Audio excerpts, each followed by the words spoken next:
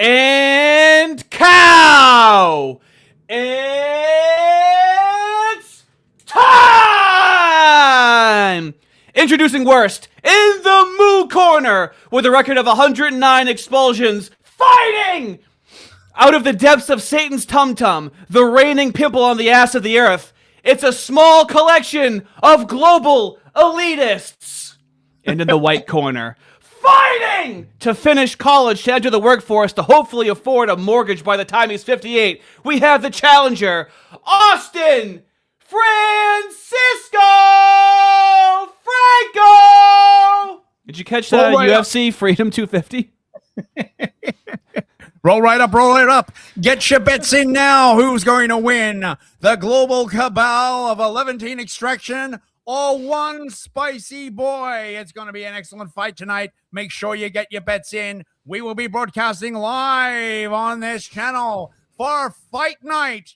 Be there or be square. It seems like we have the Moo global elitist cabal against a 19-year-old in the news. Did you catch that where he said he doesn't want to work for a Moo, and all of a sudden it went to Fox News and made national news? It's incredible how that works out.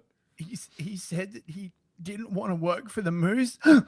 He's still, I can't believe it, right? I mean, they're such a kind and generous people. You know, they don't believe in revenge or anything like that. You know, they're always, you know, willing to overlook mistakes, give someone like a second chance. Not the kind of people who just go around like ruining your life for like practically no reason. That's why they're beloved the world over. Right? Yeah, I mean, I don't know why anybody would hate them. You know, it's just an entrepreneur starting his own company, and for some reason, when his people are slighted, it goes straight to the top of the news cycle. It even reached the Trump administration. Isn't that fun? To try to blacklist this kid from ever getting a job because he doesn't prefer. You know, we've never heard of any black person saying they don't want to work for a white person or anything like that. You know, could you imagine if the roles were reversed? You ever think of that? Ardy, that's very, very different. You understand? After all, you whites, you have all the power. We're such a small, insignificant minority with hardly any influence at all. It's very hurtful when someone says that they don't want to work with us. Remember the 6 gorillion, after all. Oh, come on. Don't say that you're insignificant. Why, there would be no America without you somehow. Come on. Give yourself some credit. That's right, Ardy. It's not very well known, but the signing of the Declaration of Independence actually took place inside a synagogue. Without Moodaism, there would be no United States at all, actually. So really, it's entirely appropriate that we take over your country. The line is officially blurred as to what you're making up out of comedy and what they actually say. I actually don't know which part to laugh at and which part to admonish at this point, dude. Yes, well, you know, it's really just safer if you don't think about it, Ardy, and just let us do whatever the hell we want and take over your government, and most especially make sure that you run your entire military and intelligence agencies through us, and your banking system and your media. Don't worry, we promise not to do anything untoward with it. Well, no, you're just trying to repair the world. I know that, you know, you leave a wake of destruction in your path, but that's not your intent. And the most important thing is your intent after all, right? Well, yeah, that's right. I mean, we make occasionally make mistakes like glassing a country or two, or, you know, spreading lots of anti-white propaganda. But I mean, really, if you think about it, and probably your greatest creation, an absolutely unmanageable Negro race of people in my country. Really, really appreciate that one. That was really quite the feat that you accomplished. Hats off to you. I didn't even know it was possible. Really, one of the most secret eugenics programs I've ever seen in my life. I mean, they're still talking like slaves to this very day. I don't know how you do it. I don't know how you find the time. You have to understand, Ardy. The Schwarzes, they're ruled by emotion. And it's very, very good to have this kind of like a population that they're not really too bright. And so, you know, when we get a nice psyop going, We know exactly where they're going to go. It's just a coincidence that they're always aimed at your people. I mean, I say your people, but are whites really even a people? Do we even have a culture? As I was saying, America really was founded upon Moorish values, and all of this historical revisionism afterwards, you whites saying that it's countries, it just won't stand, quite frankly.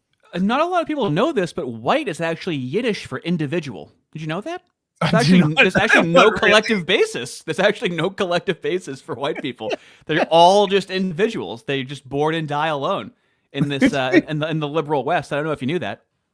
We actually call it vices individual. Yeah, that's right.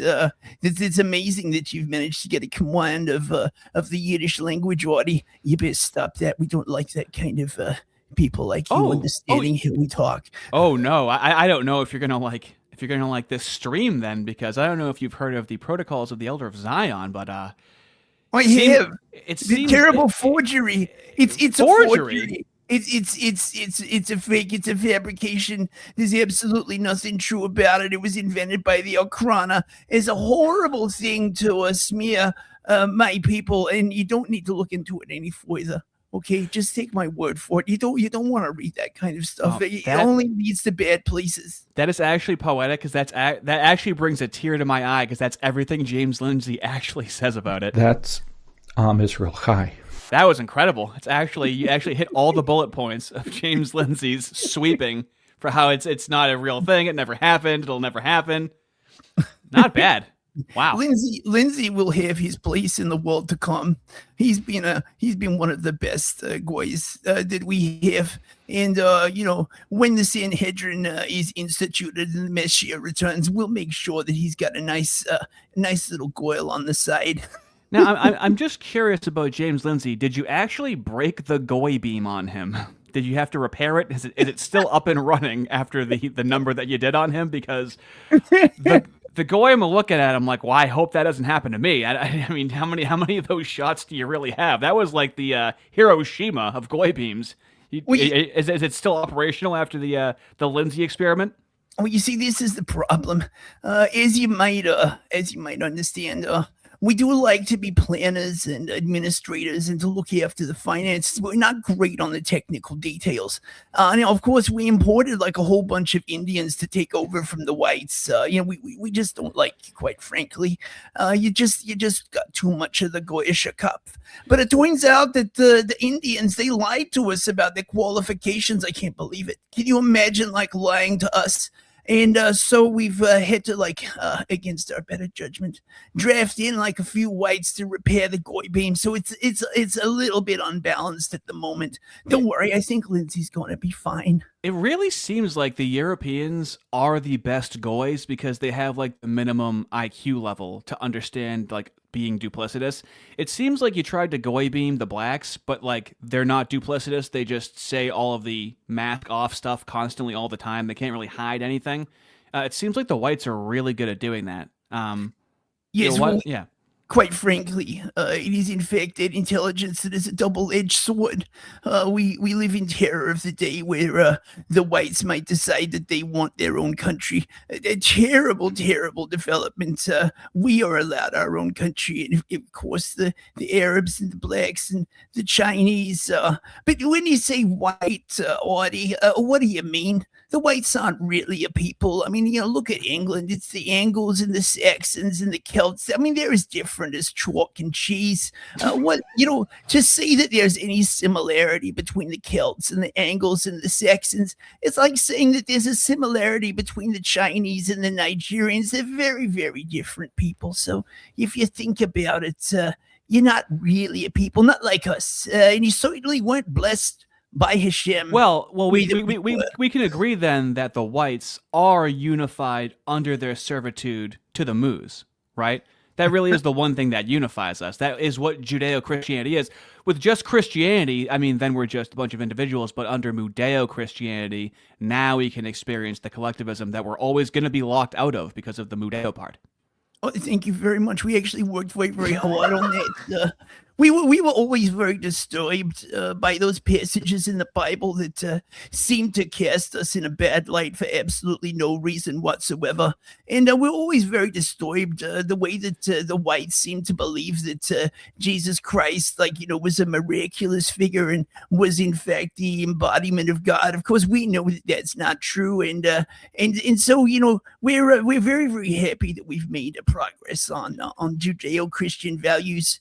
And of course, we haven't had to change Judaism in any way, shape, or form, which is excellent because really, if you think about it, it was already perfected. So yeah, I mean, and in your defense, you tried the love us thing for about 3,000 years, and now it's time to bring down the hammer. Tried the love us thing for about 3,000 years. Didn't work.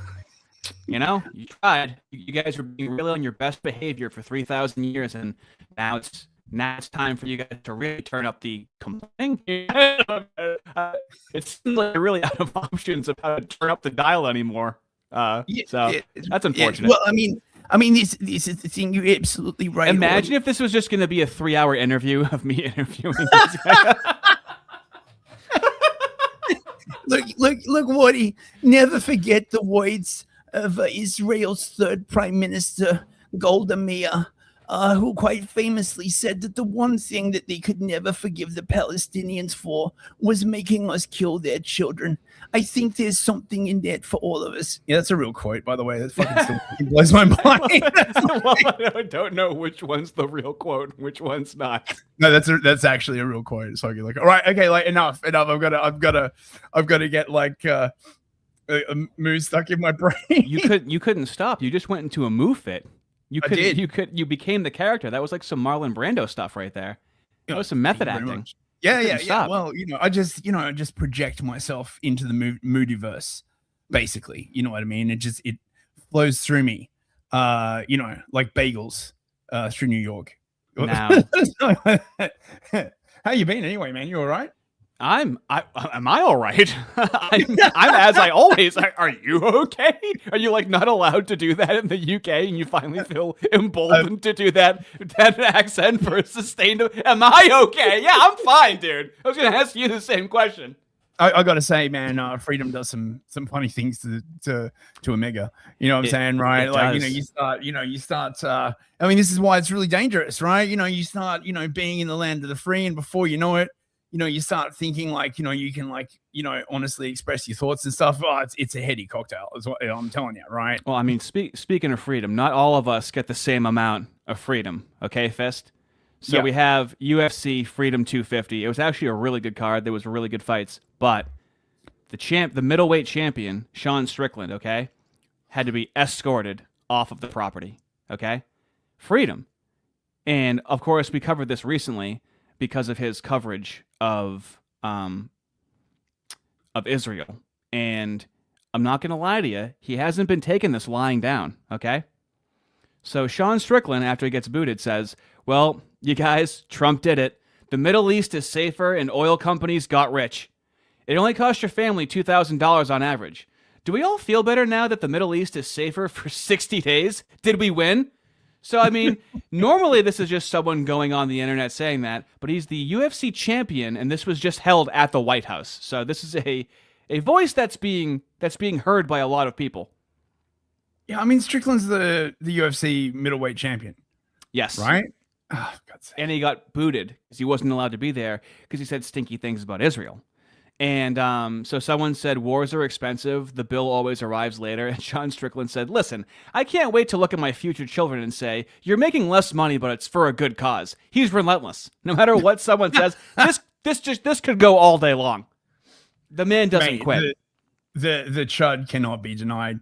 Look at Strickland just like waiting in there, throwing his like massive balls about. That's the thing with the Ameribros. You try and shut us up.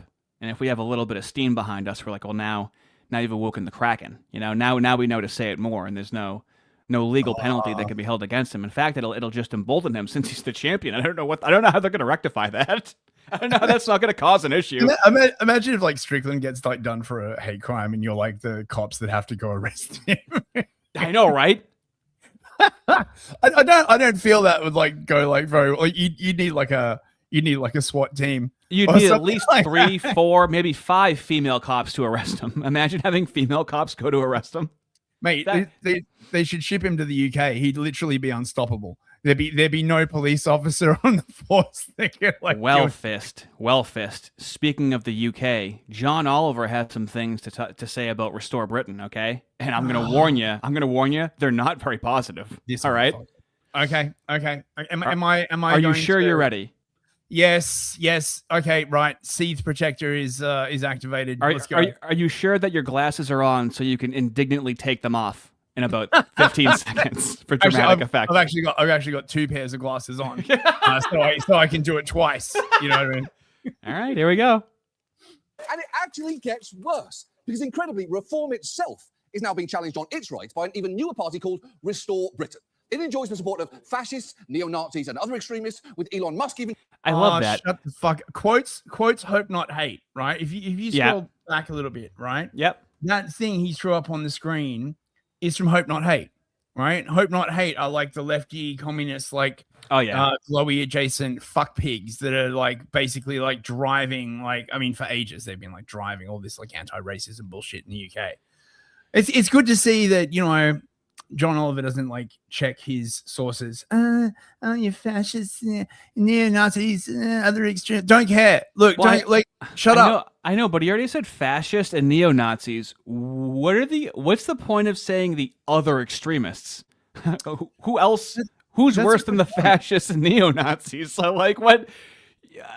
Why even? What's going to be a reoccurring theme tonight is going to be a lot of synonyms. Okay. We're going to hear James Lindsay talk about the protocols, and he's going to say it's forgery, it's fake, it's fabricated, it's a lie. It's going to be like, you know, you're transphobic, racist, Nazi.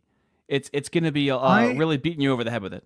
I want to know what these other extremists are. Are there like extremists that like, I don't know, love their country too much? I know. Is it just is it like Nitro Circus, like extreme sports? Because you're out of like the most damaging extremists. Once after fascists and neo-Nazis, what is it, like a extreme croquet in the UK? What's going to be more extreme than those croquet has been documented as leading to extremism. You know, because like if anybody on the right wing does it, and if they work out beforehand, you never know what can happen. Also, you've got to keep your lawns like well cleaned, like, you know, well mowed and stuff like that, right? And having neatly kept lawns is also a sign of extremism. The thing is, right, I'm only like actually half joking.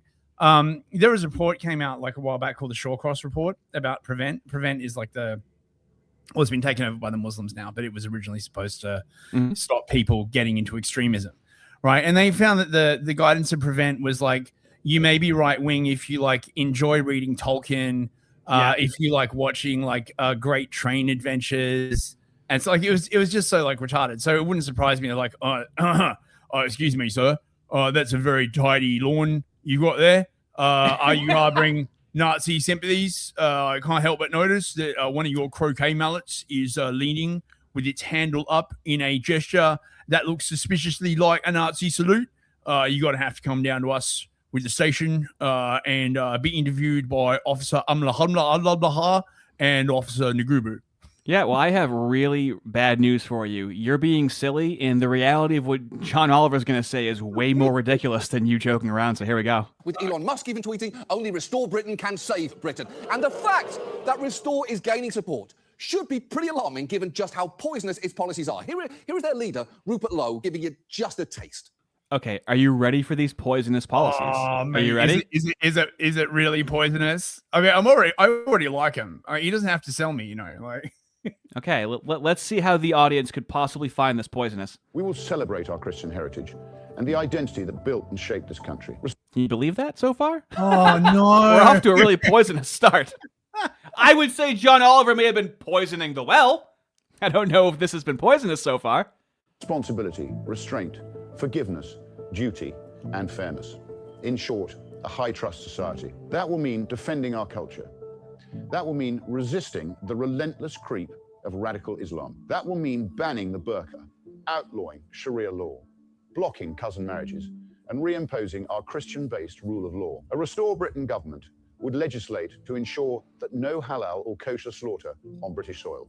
This is Britain, and we will do things. the kosher really seemed to bother them out of everything. Did you hear that? Did the audience do you reckon they're like actually laughing organically, or did they have like one of those like signs? No, because he said even kosher. And that's a moo word, and then I assume. Well, that I mean, they're I'm rather pretty protected. sure this is being filmed in New York, so and you know, Oh yeah, sure, very true. Yeah, right? Like John Oliver films in New York, so Our way. Oh, fucking spare me, Rupert. And while it is clearly not the most important thing there, for the record, the culture, heritage, and identity that shaped Britain was literally built on cousin marriages. It's got him. So does this mean they should? Does this mean they should keep cousin marriages then? What is he arguing for then? John Oliver. I think the problem is the first cousin marriages. Mm-hmm. I believe the cousin marriages that Oliver is referring to among the royal are like fourth or fifth cousins. So I mean, bit of a difference. I bet he'll get to that. He's a Brit. He'll get to that. Oh, will he? It's been a pretty crucial part of the whole process. You might want to brush up on your history, given that your general vibe there is so cartoonishly English. You look like your first words as a baby were British East India Company. The point is, with reform on the rise and Restore pulling it even further to the right, Britain risks heading in a very dark direction. While current... Do you have any idea how much you have to be captured by the left, where you just poisoned the well, and then that was the horrible thing that he said? Because that was it.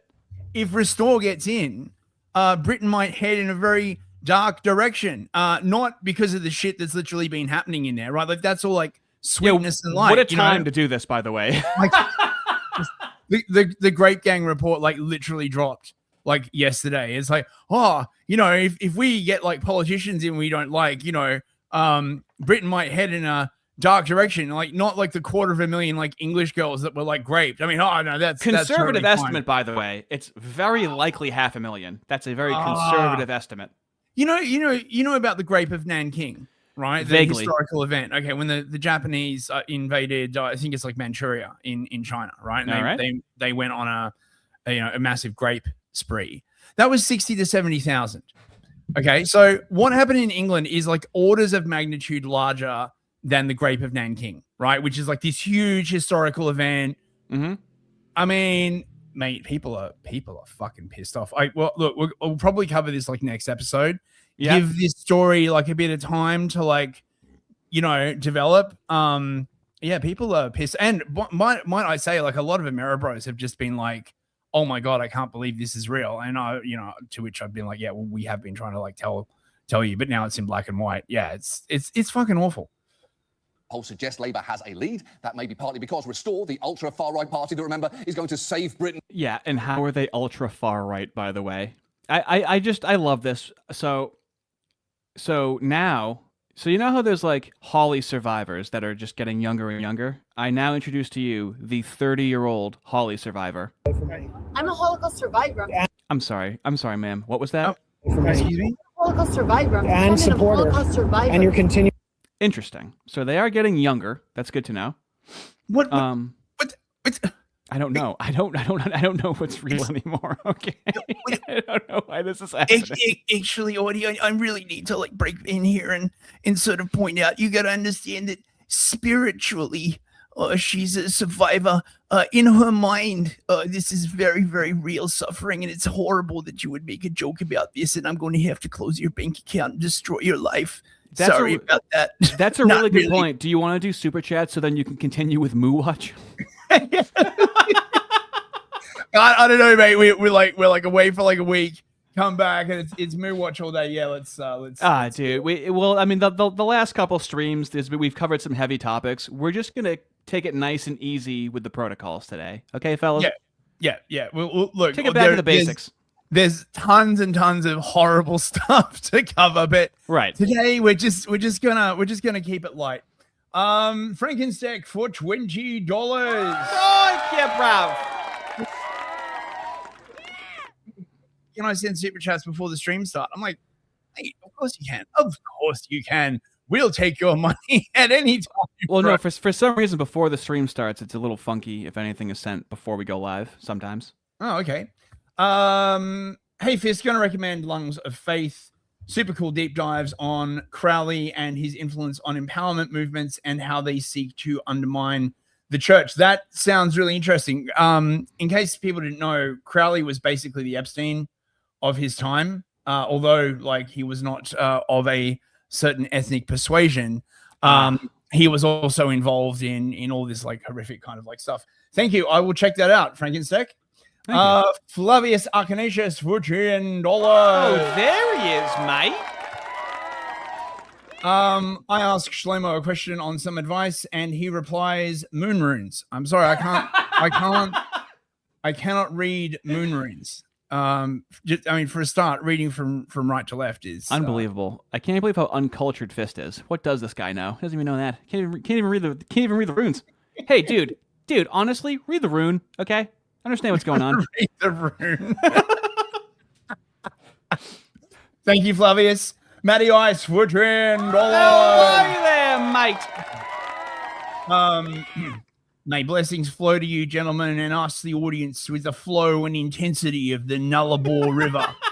Thank you very much. Thank you very much, Matty. That's a classic. What else? Man, the super chats are flowing like water through the buffalo. New GM gifted 5 memberships. Whoa! Now, fellas, for those memberships, okay, there is lore videos, me from 2017, 2018, 2019, going through my political transformation that I'm going through now, but way back then when I was more on the left, but still how I am now. Also, there are some streams, okay?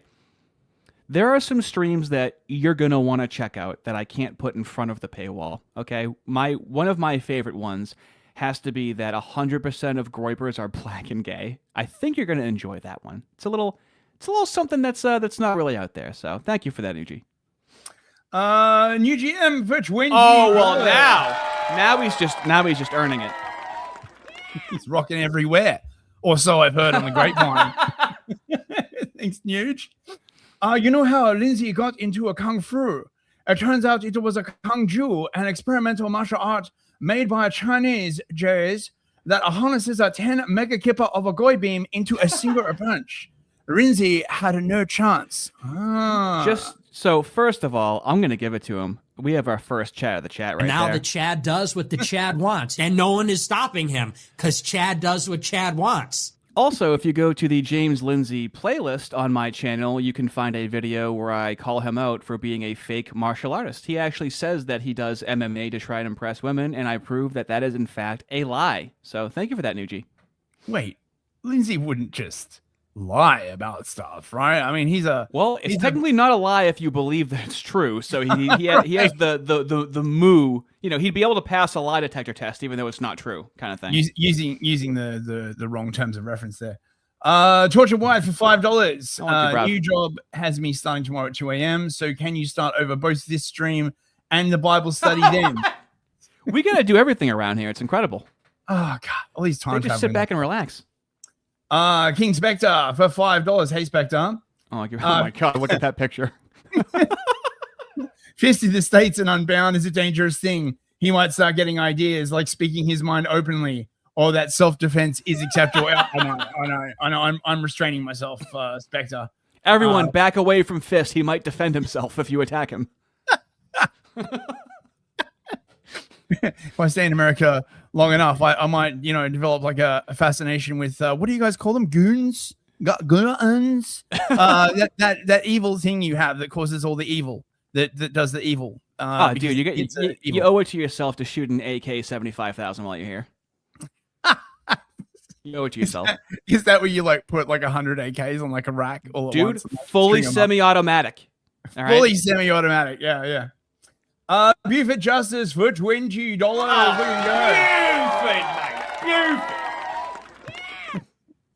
John Oliver does one show a week and he doesn't even get 1 million viewers. Restore is England's last chance. Yeah, yep. If Restore doesn't get in, I don't know like what the fuck's gonna like happen. Quite frankly, like everyone's fucking like geared up for it. It's gonna. Well, it's especially gonna with how hyphy Ireland's getting. Oh, Chatoy. Hey, have you seen the end of the rainbow? Perchance, it's where we stash all the arms. That's how you get to the arms case. You just follow the rainbow. And if you say anything about it, we're going to strap a bomb to a leprechaun and send it around your house. Imagine if they got really silly with it. Because I mean that's how the left will like protest. They'll be like in silly costumes and stuff. What if they got a little silly with it? On a party for $5. Thank you, bruv. Hola, senor party. Listen, I'm as much of a fan of sci-fi as any other nerd, but time traveling moo lady isn't selling me. Find me on X and Rumble like the damn stream. Yes, you should find Ardent Party on Rumble at Ardent Plays and on Twitter at Ardent Party. I hear his channel's doing like really well. He just like broke like 330 subs or something like that. So It's a long road. Support friend of the channel. Oh yeah, Ardent mate. Party. Thanks very much, mate. Earl Corgi. Oh, I wouldn't like to talk about There he is, bro. You get the heart emoji because that's such a cute doggo. After having to watch Schindler's List 3 times a year, every year through my formative years, I too feel like a holy survivor. You survived. You survived the movie, which actually happened. Fucking hell. Thanks, Earl Corgi. Buford Justice for $20. There you go. My God, they're firing off over here. They missed us. No, Holocaust. Never heard of it, mate. Thanks very much, Buford. How lucky is he? Yeah, I know, right? I mean, I think we've talked about that before. Aren't you legally allowed to do that? Act like you've never heard of it. I don't think that's breaking the law. Yeah, they call that holy obliviousness. It comes from a meme on 4chan. I have yet to see anyone like try that, but it does seem like it would be pretty hilarious, to be perfectly honest. Dissonant Night for $5 Australian. Sorry, Rabbi Fistamuli. I don't find the apologizing believable. So you got to mean it. I got to work harder. Look, in my mind, the apology was real. Buford Justice again for $10. Oh, I think he surpassed. I think he surpassed right there. And just like that, fellas. And now the Chad does what the Chad wants. And no one is stopping him because Chad does what Chad wants. He's going full Chabad over here and helping us out. The Chad Shabbat. Ardy, I know it's difficult to grapple with, but you will forever be known as the supervillain known as the miscegenator. Mate, that would be so good in a comic. Well, I think we've all seen how good of a villain I can be, so I will take on that role. We need a AI comic. I know sometimes people are like, "Oh, dude, why don't you join Return of the Land?" I'm like, I'm known as the miscegenator still. It's not a good time for me. Okay, it's not them, it's me. I'm figuring things out. Okay, let me just let a couple of things blow over before I start joining things. All right, before you go on your next supervillain arc, you mean? Michael Allen, member for 6 months. Go US. Thank you very much. Frankenstick for another $20. There he is, mate. How are you there? Remember, guys, there's no need to fear, for Christ loves you, and there's no greater ally on our side. God bless you all. Indeed, God bless you all. That is what's up. That's what's up, man. There was actually another opportunity for me to do a fast. I believe Wyatt let me know about it. And of course, I do my own modified fast along with ortho fasts, and I am 8 days off the booze and butts, fellas. I may be out of the woods, so that's only because of the ortho bros in the background. Oh, that's great to hear, Ardy. Fucking best of luck, mate. I'll be praying for you. Yep. Cheer the chickens for $10. Chicken. If you haven't seen Eric Arvol interviewed Space Weather News, I did. Someone says the sun will micronova and end us all. Check it out. Do you know who Space Weather News is, Fist? You do know who that is. We showed him once on here where he's part moo. And he's very much against the moos now, but he's also he has like 800,000 subs on YouTube, and he's been really talking about the weather for a long time. And I think he got into a divorce with his wife, and for the last like couple years, he's in the silent T hole, let's say. And so I saw a portion of that conversation. But we talked to Eric Arvol, and you know how Eric Arvol can like kind of talk over your head with like philosophy. Yep. We have like dude that knows a lot about space talking to dude that knows a lot about philosophy, and I was way too fucking retarded to understand a lot of it. I think I listened to 5 minutes. I'm like, this is above my pay grade. I'm not getting anything. That sounds. But it was really good. Georgismo for me. But they had fun.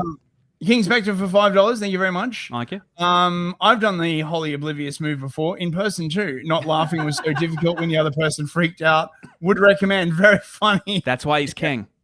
Okay. And Aramate just scores for $5. Thank you, mate. this chat was promised to our precious communities and definitely not any far-right individuals. Yeah, quite right. Quite right. There's no such thing as far right. It's just called normal. Now run to the next segment. Hurry before Okay, they catch right. us. Yes. Okay, right. So let's go. So we got a bit of Moo Watch. Yeah. For ya. I don't know what the fuck these guys are doing now, right? Like the PR is just so bad, and they just don't seem to be able to like change courses.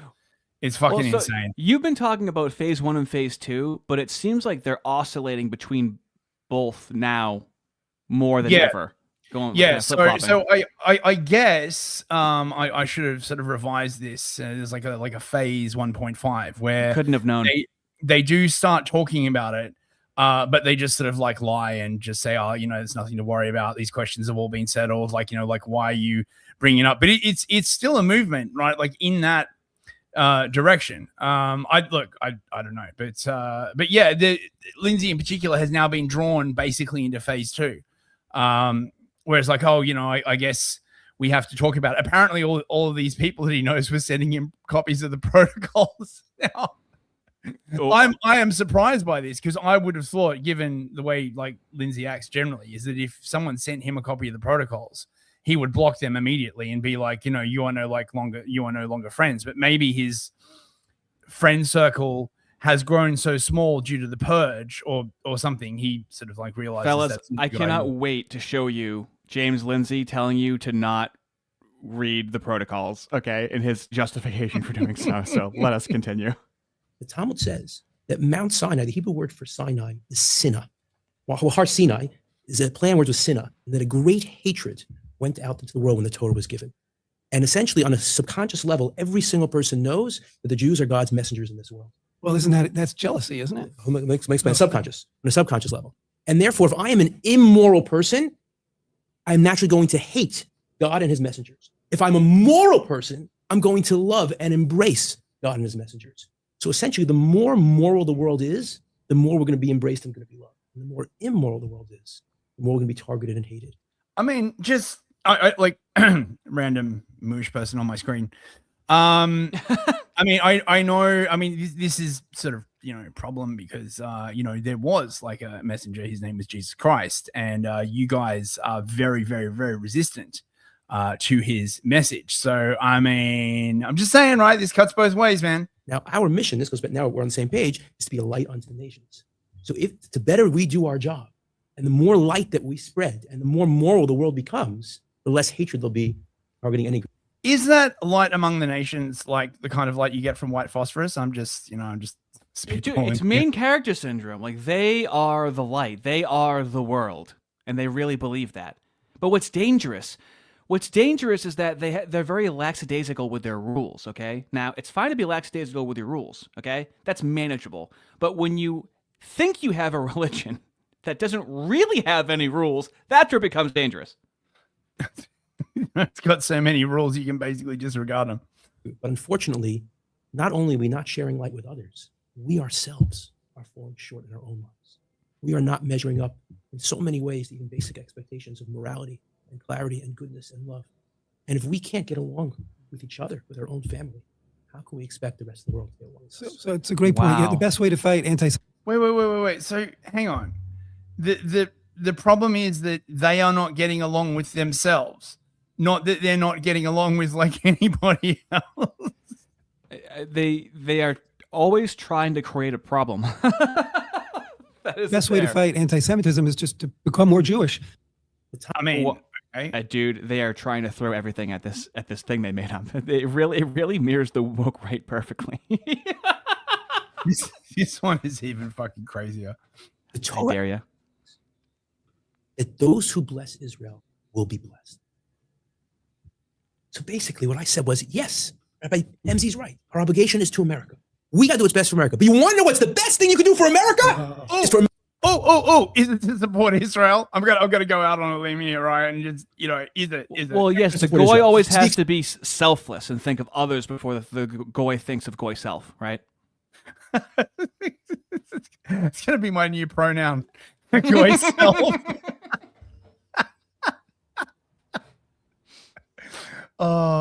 We got to do what's best for America. But you want to know what's the best thing you can do for America? is for America to support Israel. To the extent that a country, America, others are going to support Israel, God is going to shower them with blessings, and their economy is going to go up, and they're going to succeed, and they're going to do well. But as soon as someone turns their back on Israel, then that country has lost that divine assistance. So even if based on my data on crime and my data on construction and my data shows that this candidate is better for America, but if he's anti-Israel, he's not going to have God's blessing. Wow. That's actually brilliant because you're taking the position of Israel, but you're actually saying that that's actually the best thing for America. The best, if you Pause want to be a good American citizen, the most loyal, the most supportive, do things that will help America support Israel, because that will ensure their success. That's a great answer, but a lot of people are going to say, "Well, I don't believe that. I mean, that's I don't believe in that concept. Where is that? Prove that to me." Again, I'm coming from respect someone that believes in God and believes in the divine origin of the Torah, which, by the way, many in America do believe that. Right, the whole Judeo-Christian world, we believe in the Old Testament, believe in God, believe in Israel as God's land. So yeah, but actually, the Torah is not just the Old Testament of the Bible. What's the name they've got for it? I forget. Like I mean, this is quite interesting because this is the same tactic, right? They use against the goy when you like talk about something like in the Torah, and they're like, actually, like the Torah is more than just the Pentateuch, the Pentateuch. Right, but what about all the? Is this where like the Judeo-Christian Protestantism, evangelicism comes from? Where it's like, if you do this, then God will shower you with all these gifts. It felt almost kind of charismatic Christian there. It's the Tanakh. Thank you very much, Severed. See, I knew someone in the chat would fucking know. We got the best. Incredible. Chat. So if you have that perspective, then of course it's messy. If you're an atheist and you think the whole thing's garbage and make believe, then obviously you have a different perspective. Amazing. I want to hear your response to that. I'm waiting on pins and needles. Are you going to accept it? Jump at him? What's going to happen? It's a brilliant answer, and I don't think that it has to be a statement of faith. I believe that history speaks volumes about this. I believe that the nations and the kingdoms and the people who have rejected the Jewish people and exiled them en masse have fallen apart. In fact, to the point where multiple times throughout at least European history, we were begged, and some nations still are begging for their Jewish populations to come back. And they brought us back, and then once again, anti-Semitism rears its ugly head. So I think it's a fact. Wait. Who's begging for them to come back exactly? Look, don't worry about it. I know, but they can always anthropomorphize something where anti-Semitism is rearing its head. They literally create a straw man and attack it constantly. Now, this is, I think this guy's name is Joseph Mizrahi. I mean, look, honestly, we should really, thank them for running everything. They're really not beating the allegations like when they've got people saying shit like this. The Goyim gets angry. The Jews in control. The Jews in control. They control the money. So who will control the money? You compare yourself to the chosen people. You don't see their blessing by God. It's good for you that they run the country and they run the world and they run economy. The whole world came. Is it? So now just counterpoint. It was actually really good that we had laws against Moos having power, and that seemed to have kept them the most safe, because once we took down once they did in Germany anyway, took down those laws, then it seemed like a lot of turmoil happened, so to speak. Ardy, the thing that you've got to understand is you wouldn't even know what to do with the money. It's much better than it's in our hands. We know what to do with it. We are a safe custodian for your money and your banks and your media, your corporations, your military, your intelligence. Right. I mean, like, really, if you think about it, I mean, you just like... Okay, I am thinking about it, but aren't you guys, so like if we had money and we had $1 in the bank, we can lend out, like, let's say up to 90 cents per dollar. Aren't you the people that you have $1 in the bank and you're somehow lending out $8 or $9, even though you have $1 in the bank? Well, yes, but you just don't understand how economics I don't. works. I genuinely don't understand how that makes any sense at all, and I'm having trouble finding anyone that does, actually. Usury is how you get economic prosperity, don't you know? All those people who say that there are any downsides to usury, they just don't understand what they're talking about, and decides we're going to destroy their lives really soon, so they won't be able to say anything about it. Oh, you're going to be so proud of James Lindsay denying usury. You're going to be so proud of him. To destroy the Jews, all the empires, all of them are gone, and the Jews remain always in power. Power! Unheard of. According to the laws of nature, the Jews should have died already in the first year after they got the Torah, when Amalek already came. The laws of nature. They have no so what? army, They're defying no nature. Weapon. They're in the middle of the desert. Yeah, well, I mean, this is basically the idea that, you know, if it weren't for the protection of like Hashem, you know, they would have like died out. But the thing is, right, they deliberately like are anti-integration for this exact reason, right? Like this is, you know, this is why. I mean, you have to integrate, Ardy, right? And I need you to go out and like interface with your black neighbors, your Hispanic neighbors, right? And I have to integrate into multiculturalism in my own country. Right. Well, exactly. Okay. Right. Like you have to really sit down. I have to assimilate. Right, how you can assimilate to these populations. Look, it's a new time, right? It's a new era.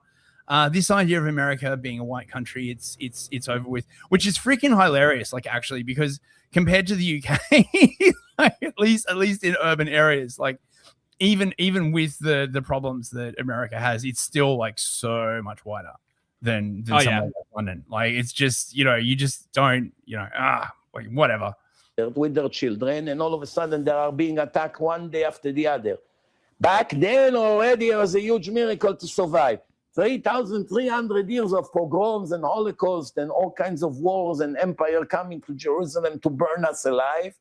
All those empires disappeared and we are above everybody. Pause it real quick. In power. In the UK, can you go to jail for listening to this too loud in public? It seems like it's really... It seems violently anti-mood just listening to him. We're sort of in this position in the UK where no one really knows what the law is, right? Oh, beautiful. You're seeing this a lot actually from like the police on the ground because they're like hiring like just complete fucking idiots and nons and stuff like that. And they've got no idea what the law is either. So by sort of like making the law so incredibly complex and, you know, like no one really knows what the law is, which I would guess is sort of like the definition of legalism, where you base like everything on this like set of highly complicated laws that you need a priestly class to mediate, right? In this case, the lawyers, and no one on the ground really knows what the law is. So it just gets applied like entirely partially based on like certain interests. So I just don't know, right? Like, I mean, if you were running for any kind of political office, then absolutely. That would be, you know, if you're just like a pleb by yourself, I mean, I don't know. I guess it would depend, like, you know, who snitched on you or like whatever. It's a terrible fucking system. Well, I mean, let me know when you're ready to hear James Lindsay sweep for this kind of behavior, okay? Okay. Let me just finish this clip. Ways we are the head of the world. Imagine the world without us. Every day I wake up and I forget you exist, and then something and then I see a billboard of a black couple and I go, I forgot.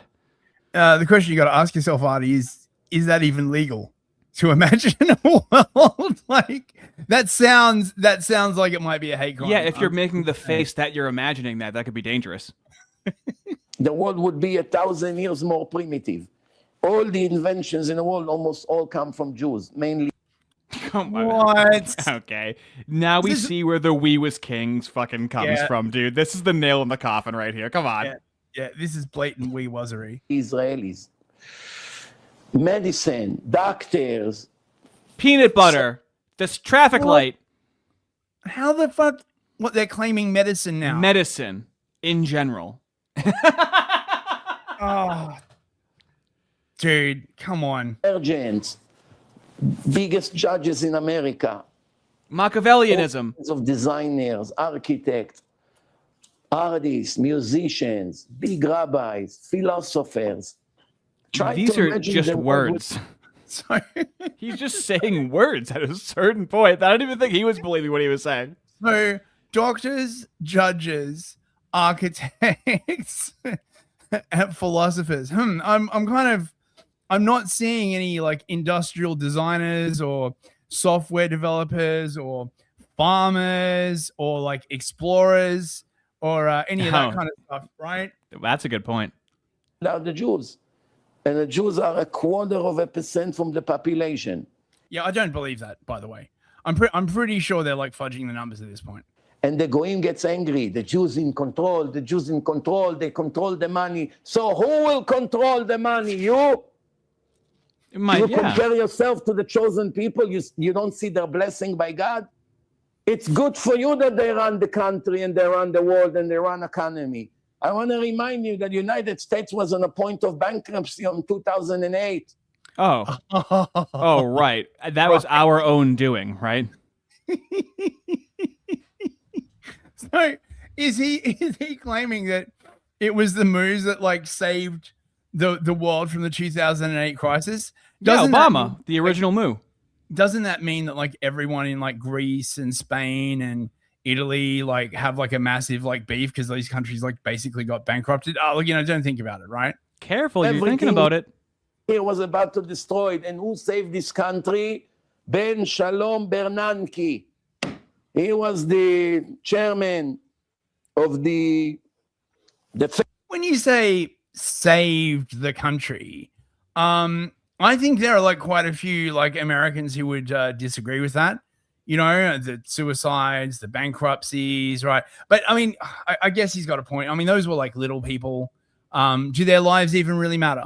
You know, right? Right. And, you know, like working shows. I mean, some of the people listening to this stream, right, probably have like jobs, right? They don't work at like banks or like think tanks. I mean, ew, my God. Fucking these people. Fed, the Federal Reserve. He was a religious Jew, Shomer Shabbat. Even though in public he didn't show his yarmulke, but he would walk to synagogue on Shabbat. And he made some brilliant moves with the interest, bringing it down, bailing out banks, forcing the big banks to buy the small banks before the country will become a complete anarchy and chaos. People would kill each other here on the... He forced the big banks to buy out the small banks. I feel like he breezed over a lot of very complex, important information there.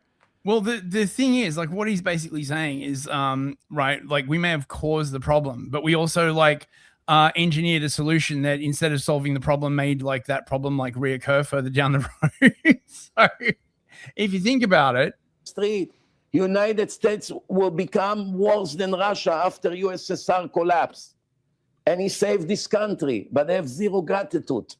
A religious Jew with his brilliance, this economist, Bernanke, Google it. You don't have to believe me. See the moves he made. I don't believe you. You should teach it in schools.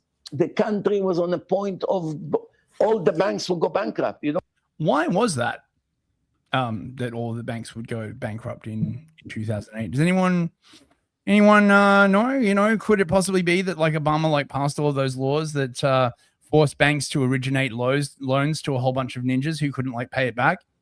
Right. Well, I mean, but think of it was. Well, you're not accurately recanting history. They weren't getting those loans because of discrimination. See? Oh, right. Not because they didn't have any fucking money. So, well, why didn't they have money? And then here we have the childish, I ask you question upon question upon question until you say it's socioeconomic factors. We've seen this for the last decade, and I think we're finally past it. I don't see these. Do you remember having to endure seeing these arguments like all the time, like 6 or 7 years ago? I don't see them at all anymore. Actually, Total Blackout Painting says it was under Bush, the loan originations. Yeah, I thought it was under Obama. I thought it was under Obama. Okay, thank you very much. I don't know what happened. I was in Wachovia Bank. It was this powerful bank. They went bankrupt. He forced Wells Fargo to buy them. He forced Chase them to buy many banks. Forced them to buy things. He forced them to buy things. How is that not mob shit? Forcing someone to buy shit. He used to work at Wachovia. Oh my God. That place was like a total shit show. I was around for like 2000. Hey, imagine if I forced you to buy things and then patted myself on the back. What would you think of me? You know how much money people would lose? And the FDIC was up to, I think, 50,000 per account. That's it. People had millions in their account, life-saving. All of that will be wiped out. Big mortgage companies collapsed. This country in 2008 was in a disaster. And who saved the country? One brilliant religious Jew. Anybody in it? No, nobody even speaks about it. Well, there you go. I wonder why. I don't think there's quite a consensus on that. Finally, we have some urgent news from Europe, guys. Oh, beautiful. This is very, very important. I want you all to listen. What news did you find last night? A Pakistan killed his neighbor and ate his cat in Birmingham. An Algerian man gouged out an old lady's eyes in Barcelona. A Milanian man threw a woman and her baby onto the subway tracks in Paris. I didn't find anything. Oh, I saw a white man who wouldn't give up his seat to a pregnant black woman on the bus. Okay. I think we have everything we need to make a good show this morning. Good morning and welcome to Europe Morning News. This morning, we received a breaking news story. A white man is alleged to have committed a despicable act of racism on a London bus last night. We will be discussing this with our experts throughout the morning to answer the question, is Adolf Hitler back? Not an ounce of fat on that one. That is how, if you were frozen from 2015 and to catch someone up to speed, you would just show them that video. And I want to shout out the creator of this Le Crapaud. Oh, actually, I'm not following him, which is weird. Give this guy a follow. He does good AI stuff. And are we on to Lindsay next then? Yeah, Can I show the first image? Yeah. Oh my god. I honestly am hesitant to use this in a thumbnail because it might trigger something on YouTube if I make it a thumbnail. I'm not kidding. This is from Misa Khan. Wait, hang on. I should. I think YouTube might go, that might be nudity. It's not going to recognize the shape it's seeing. There's no way King Spectre could possibly do anything with that. Right. So this is from Misa Khan, pronounced Misogun, apparently. Okay. I just he does amazing, Lindsay A. Oh, He's a great Lindsay A. logger. Oh, mate. Ah, goodness me. Oh my God. Now, fellas, I know what you're asking yourself. What does James Lindsay think about the protocols of the Elders of Zion? Now, I have a great answer for you, okay? So, here we go. It's on New Discourses. Now, this has 3.7 thousand views, and it's from 6 days ago. I don't know if we're going to be able to beat those views with this stream. Maybe. We might be able to. But James Lindsay goes on a sweep fest. But before we go on the sweep fest, let me talk to you about a little cruise that they're putting on. If you've been listening to New Discourses and thinking, I wish I could spend a few days talking with sane people who actually want to have real conversations, then you need to check out New Discourses Cruise. This is your chance to hang out with James Lindsay and the New Discourses community while sailing to incredible destinations, enjoying live discussions, Q&A, fellowship, and a whole lot of fun with people who aren't afraid to think like you do. Whether you're deep into our ideas, just discovering the show, or simply looking for a vacation with intellectually curious people, this is going to be an unforgettable experience. You won't want to miss it. Cabins are limited, so head over to ndcruise.com and reserve your spot today. That's ndcruise.com. You know how they're putting that on, right? Michael O'Fallon's Asian wife does event stuff, and so it's done through her. Because there's no way they're putting up the money. Dude, I just love how James Lindsay gets to live this lavish lifestyle, always traveling, always on the move, never showing how he's bringing in any money. I mean, like when you look at his channel, he hasn't gained a subscriber in 2 years. And I can show that because a year ago, I was talking about how he hadn't gained a subscriber in a year. A year ago, he's been at 175,000 subs for a long time now. And he says he has a team of people, okay?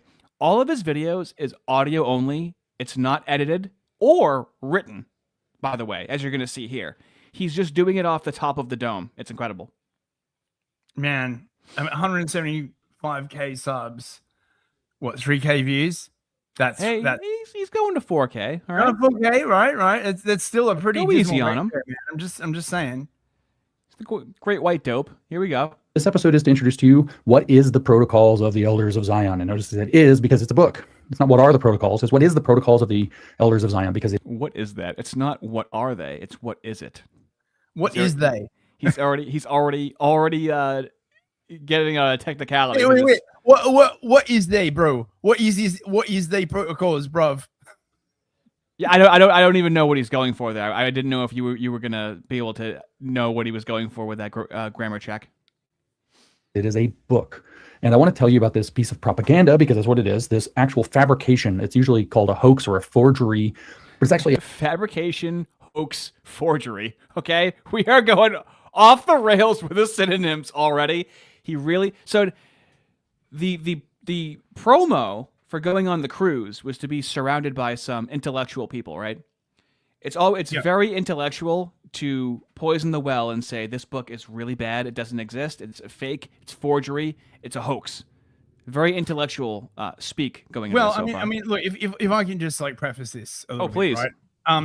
So it does appear that the protocols were originally lifted allegedly, right, from a book called An Argument Between Montesquieu and Machiavelli in Hell by a guy called Joly. I haven't had a chance to read it, but I was like looking through some like papers. Apparently, there's like a whole weird science of like protocolology of just like historians like trying to sort of like dig through and find out like where it like came from, and it does seem like it was repurposed. The real issue, however, is that whether or not it's real or not, whether it's a forgery or not, is a bit of a distraction from the main topic. Okay. It describes a system of governance that is very, very accurate to the way things are going now. Now, you can basically say that, you know, at the time that this came about, things weren't as bad, but it does seem to be having a resurgence now because of the way that it describes governance, right? It describes sort of usury, the starting of wars, the undermining of education, ruling like a tyrant from the shadows. Blind thirst of power. Yeah. I mean, there's a bit I remember particularly where they're like, you know, we are tyrants, right? We will rule with an iron hand. We will persecute our opponents. Now, Lindsay basically says that this is like the handbook of any tyrant. But then sort of like neatly slides around the idea that you could have Moorish tyrants. You totally could, right? Like if that is the assertion, then it's a blueprint for tyranny. It's against their ethic, as we're going to learn. That's why that can't happen with the Moos. It's against their ethic. Okay. Yeah, Listen, because they only have one ethic, right? And you know, and James. Hey, we're just gonna hop on James Lindsay's back, and he's gonna help us across the water. Okay. I do not like that St. Christopher reference. You can fucking eat that shit. Thank you very much. Yeah, fabrication. It is a completely false document that was published in Russia in 1902, I think, plus or minus. And I've got it written down, but I'm doing this intro off the cuff. Do you see how I'm doing this intro off the cuff? Nothing is planned. He has no team. He just hits record and just does one take audio and then print and ship it. I think he's checked out, right? Oh yeah. I think like maybe maybe a contract where he has to release these. It may, that's possible as well, but it's clear like his heart isn't in it. Like, you know, maybe he didn't take long enough break. He's got like burnout. He's like questioning like, you know, whether any of it's worth it. He's clearly just like throwing it together in like half an hour or something, you know. And he admits that he essentially admits he just repeats the last thing that he read, essentially.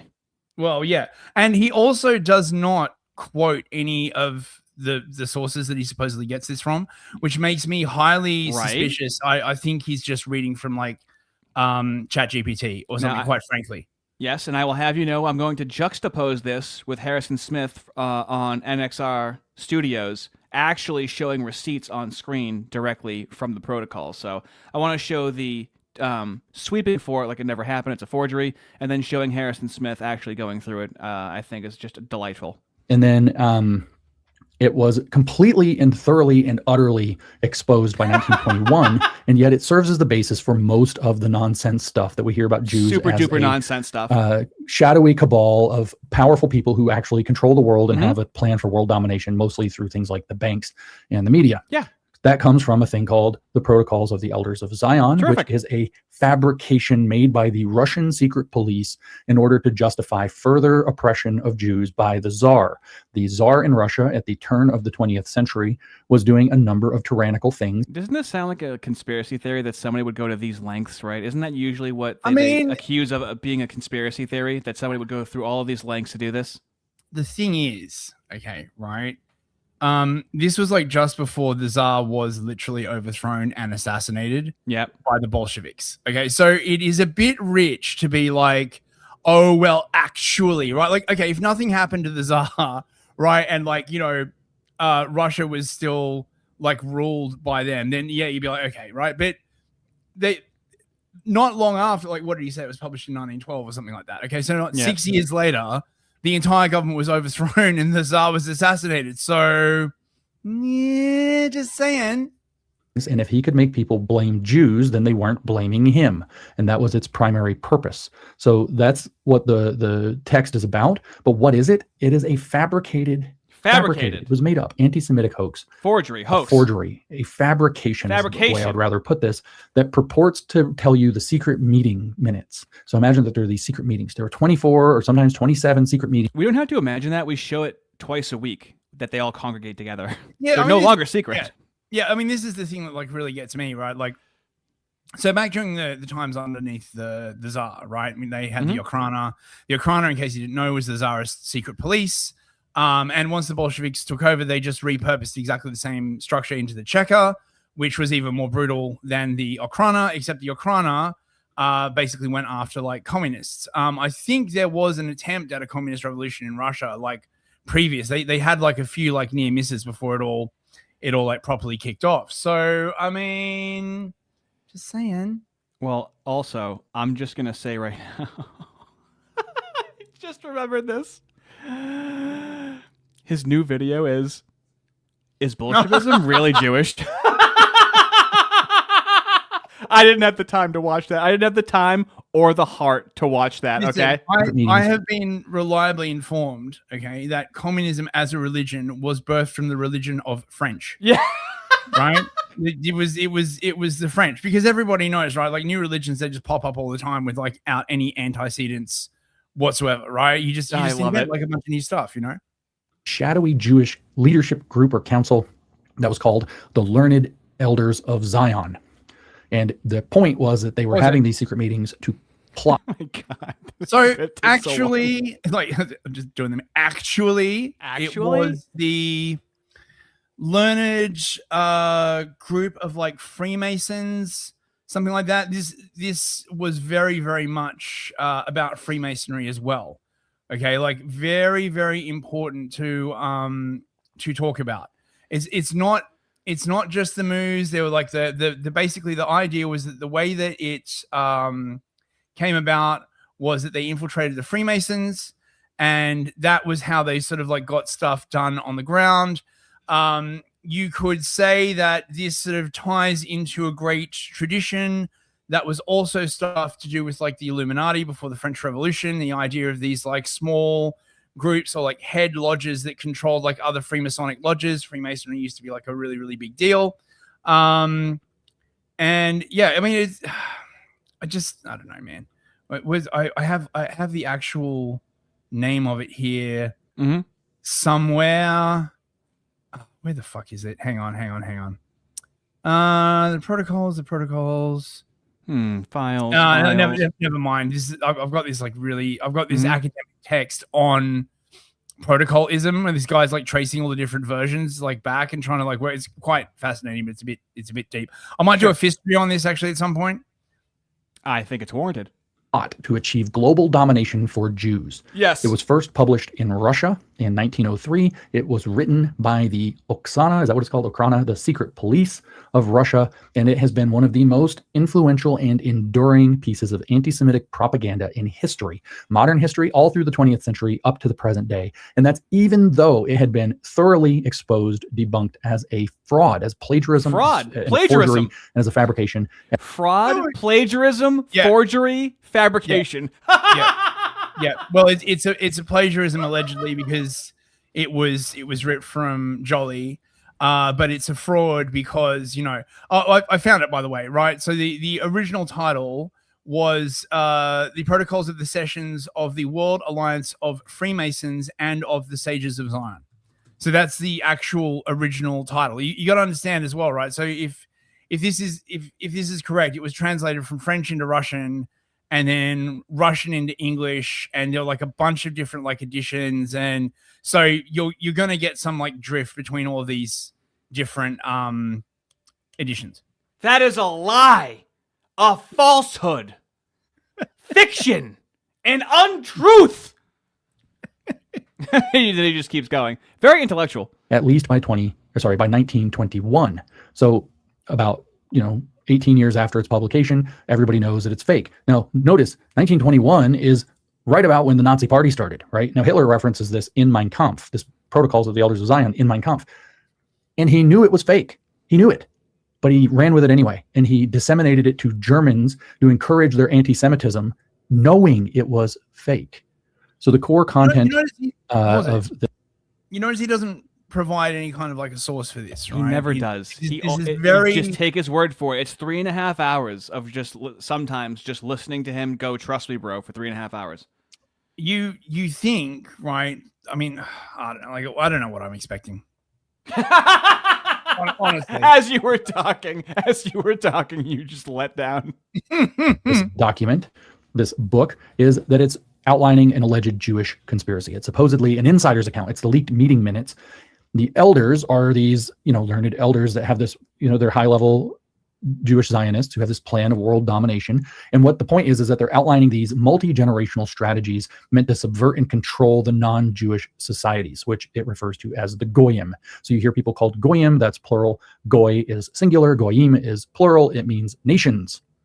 By the way, the Jews refer to Israel also as a nation.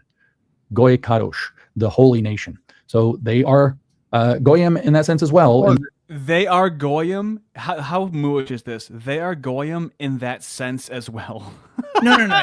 They don't refer to Israel as Goyim Kadosh, right? But as Goy Kadosh. Okay, so for a start, James, a word can have like more than one sort of meaning or context. And as we have demonstrated, like documented on this channel, like repeatedly, right? They just call like us like the Goyim. They don't mean like the it's clearly a term of disparagement. I remember the first time I was turned on to this, there was that comedian Ari Shafir, and he literally did like a stand-up special called Moo, right? That was like literally what it was like called. And he opened with this sketch, right, where he's basically talking about like how he goes home for like dinner with his like family, and something's happened, and they just say, "Oh, that's something about the Goyim. Like, we don't care." Like, yes. I didn't find out about this through some like weird rabbit hole. I just watched Ari Shafir, and I was like, "What the fuck?" So, I know, and he is such a conniving moo with his comedy. He really is very unethical with the things that he does. It feels very genetic with the moos. Okay, that's all I'm saying. In the sense of what the word literally means, which means nations, but what they use the word to mean is people that are not Jewish when they use the word. This is not a word that comes up a lot, except in people kind of making fun of this, but this was the word used in the protocols. And so how is this conspiracy supposed to work? Well, you've heard these things. Here they come. Manipulating global finance and banking. Manipulating economies to create crises, to create inflation, to create increased dependency. Notice. Do you like how he has no problem saying that the left does this, but he can't admit that the moos do it or where the left got it from? Yeah, it's insane. Like the way he spent so much of his career talking about how these like small groups of activists influence like the media and stuff like that. And then all of a sudden, right, like, oh, that's like impossible or that like doesn't happen. It's like, it's like when you spent all that time like documenting like how like anti-white shit was a thing, right? And then all of a sudden he's like, oh no. Like if you say anything about it, that's woke, don't you know, right? Yeah, but I mean, is Israel really even mooish? Well, is that going to be the next thing that he says? The thing is, right? Oh no, I'm kidding. Well, I mean, you could play that exact same trick, on the moves that they did on the English and the Americans, right? Like, they're composed of like the Ashkenazi and the Mizrahi and the Sephardim, right? Like, is there really a Moorish identity? Look, they fight all the time, right? Like, how can you like? They got gays over there. You could very easily do this same playbook, but of course they need the power. They would seize if it was done to them, right? You get to take it. Lucky me. These are the kinds of things that a totalitarian government that was already in power might be doing, right? Manipulating and controlling the press, the media, and the education to shape public opinion and spread moral decay. Promoting liberalism, socialism, atheism, Freemasonry, and other divisive ideologies to undermine traditional authority, religion, family structures, and national identities. I wrote this down in case you think, wow, James, you don't normally talk like that. Yeah, I'm reading it. So the enemies are liberalism, socialism, atheism, Freemasonry, and they're... Where is he reading this from? Dude, this is what I'm saying. Like, leave out the editorialized. Like, this is a novice move, right? Maybe when you first start streaming, you're kind of like talking out loud, like what's going on in your head, and you're talking your way through it. He's recording this. It's not even live. Nobody edits it. Can I just briefly just sort of dip into this? This is painful. Hey man, go ahead. Like, I can condense things. No problem. You're good. Okay, so this is from the non-existent manuscript, a study of the protocols, right? This is like the actual this is like a proper academic text by Cesare, DeMichaels, and Newhouse, Studies in Antisepticism, 1988.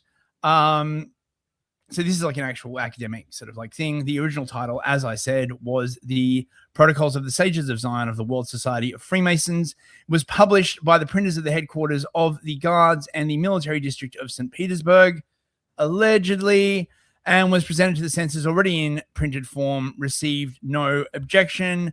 And then it was basically serialized in a paper. It's not quite here, but basically there was like a right-wing newspaper that like serialized it, and then it got like copied into like many different languages and spread everywhere, and was a very, very influential book until apparently in 1921 it was conclusively proved that it was a creation of the Okhrana. Now I just want to point something out. The Russian Revolution was in 1918. So the Bolsheviks took over the government, and then 3 years later, they found conclusive proof that it was published by the Okhrana. Just saying, I'm not sure I would like trust. Hey, they investigated themselves, okay?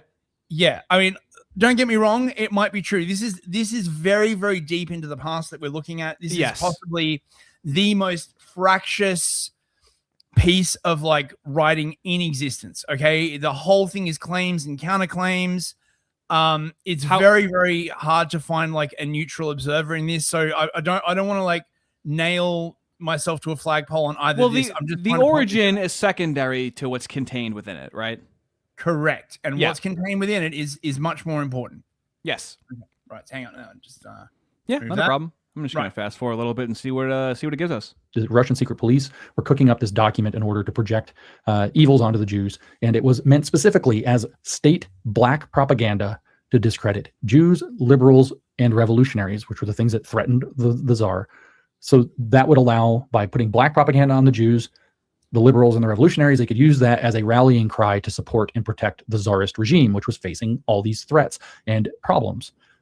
For what it's worth, there are no original manuscripts, no authentic meetings of these so-called learned elders ever happened. In fact, the text is provably, demonstrably, and has been demonstrated to be a very lazy... Demonstrably and has been demonstrated to be. Dude, the way he speaks, he's like trying to fill out an 8th grade book report right now. It's not even double spaced, it's 2.5 spaced. It's not font size 11, it's font size 11.5. And he's just trying to fill out the page with synonyms. See, I think this is what happens as we move further into phase 2, right? The denials and stuff, they start becoming a bit more frenzied, right? Like just notice the number of times he repeats, like it's a forgery, it's it's like, dude, who are you trying to convince? It's a huge overcompensation. Yes. Easy or very even clumsy plagiarism. So I had to write this down too. Large portions, as in hundreds of passages of this protocols, are lifted directly from a French political satire called Dialogue in Hell between Machiavelli and Montesquieu, which is by Maurice Joly, written in 1864 to criticize Napoleon III. There aren't hundreds of passages. There are either 27 or 29. Fuck's sake, James. I think he says that in the beginning. The allegation is that protocols like 1 through, I think, 24, 25. Could you imagine having James Lindsay be your witness in court to something that happened? And it's like, God, James, please don't narrativize it. Don't editorialize it. Just repeat exactly what the claim is, please. I mean, I only researched this for like fucking half an hour, right? I'm not like, I didn't like, sink like days into this, right? I just found this like... I let you know within 24 hours what we're going to be talking about, essentially. I just took a bit of a look around, right? So, look, I might be getting this wrong, but right from protocols like 1, I think, to 24 are like supposedly lifted straight from Machiavelli and Montesquieu's Dialogue in Hell by Joly. And then the last 3, I believe, are said to be invented by the author, basically. I know, but like, okay, so you guys didn't write it, but are you following it?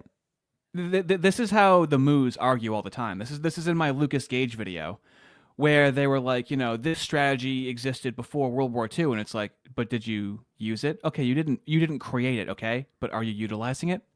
This is the pedantic arguments that you have with Moose. Also, you notice how he doesn't mention the Freemasons like at all. Mm-hmm. Like the role of the Freemasons is quite a central like part in this. This is why it's like the heads of like Freemasonry and stuff like that. The World Society of Freemasons. That's just completely like glossed over somehow. Third, or authoritarianism, and there are no mentions in this original book about Jews at all, but it's a satirical dialogue criticizing French politics that is a dialogue in hell between Machiavelli and Montesquieu. So Montesquieu is a founder of kind of a classical liberal tradition. Machiavelli is this very cynical, allegedly Republican, but a very cynical, devious character about how politics really works.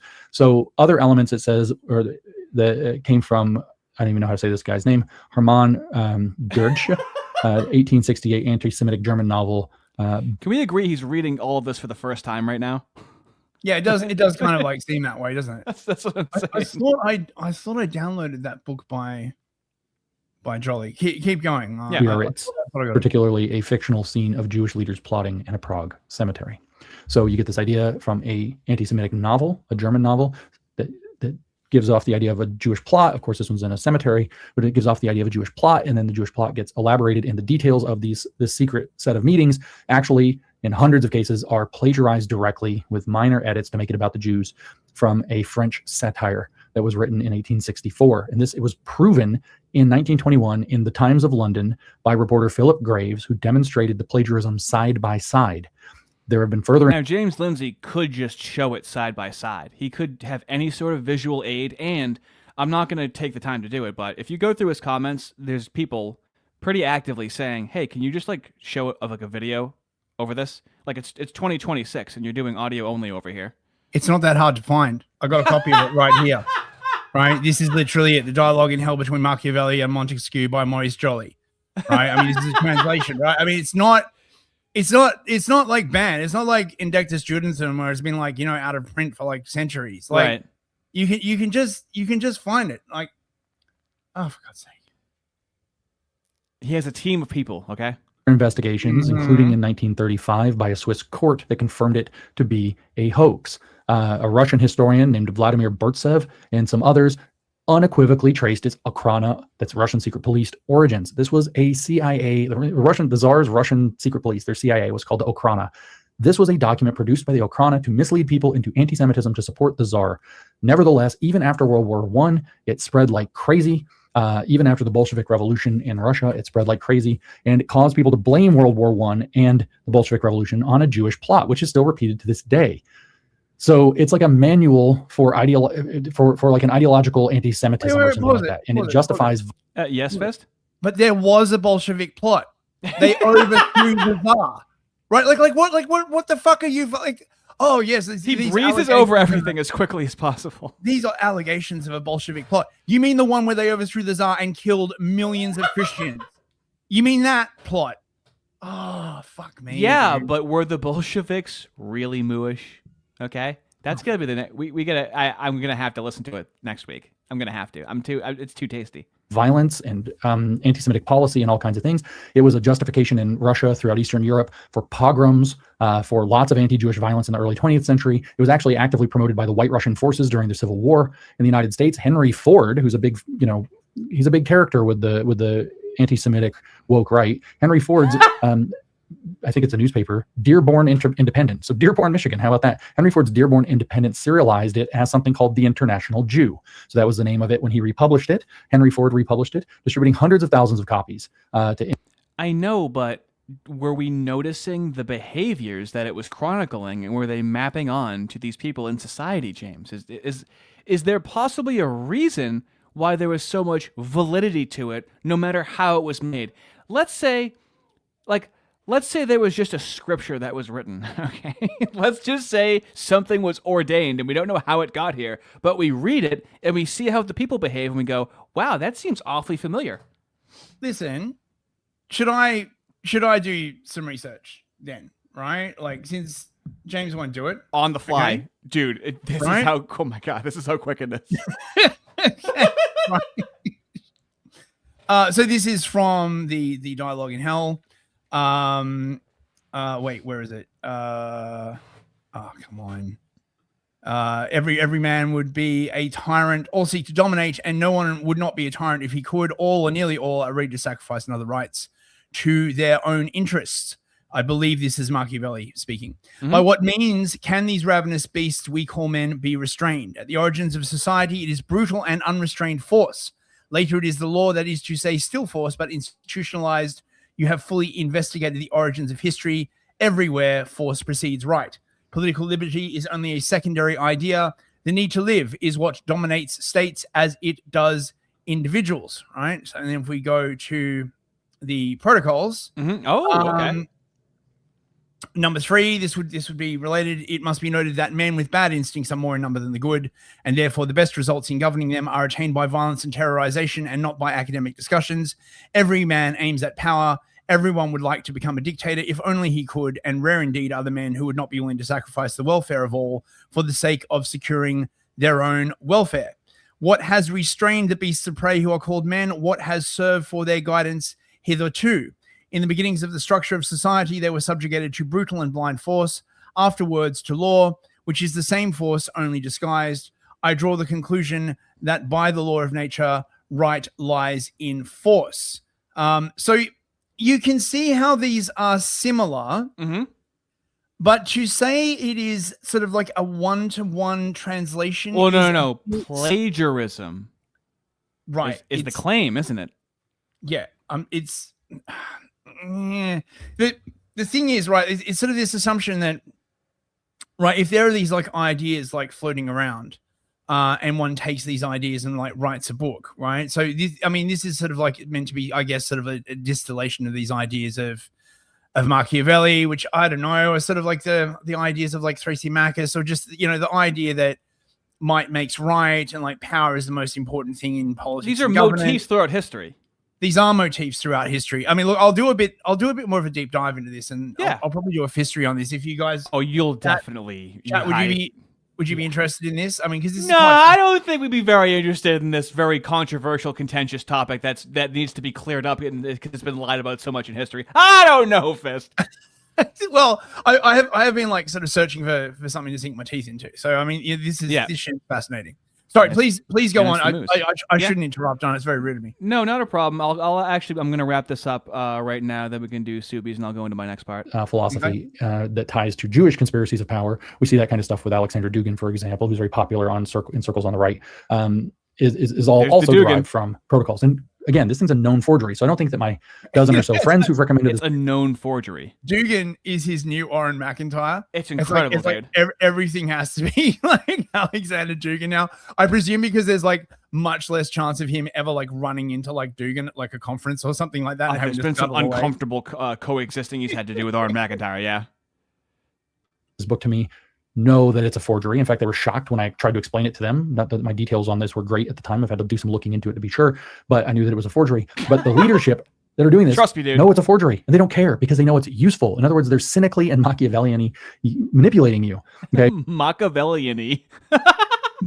So intellectual, isn't it? Machiavellian-y. Well, listen. And they don't care because they know it's useful. In other words, they're cynically and Machiavellian-y. Machiavellian-ish. Manipulating you. Okay, but the text itself is simplistic. It gives an answer to hard questions of why things are the way they are. It gathers up totalitarian or tyrannical behavior and projects it onto a scapegoat class. It offers a totalizing, simple, easy to understand totalizing explanation. He would never do that with his little invention of the woke right, now would he? Oh, of course not. It's all projection. Of course not. All right, let's do some Soupies, and then I can do... Okay. Before we go on to Harrison Smith, I need to cover Austin Francisco Franco! Okay, right, so... I think... I can't remember whether... Yeah, we did Aramaic Discourse. Yeah, okay, right.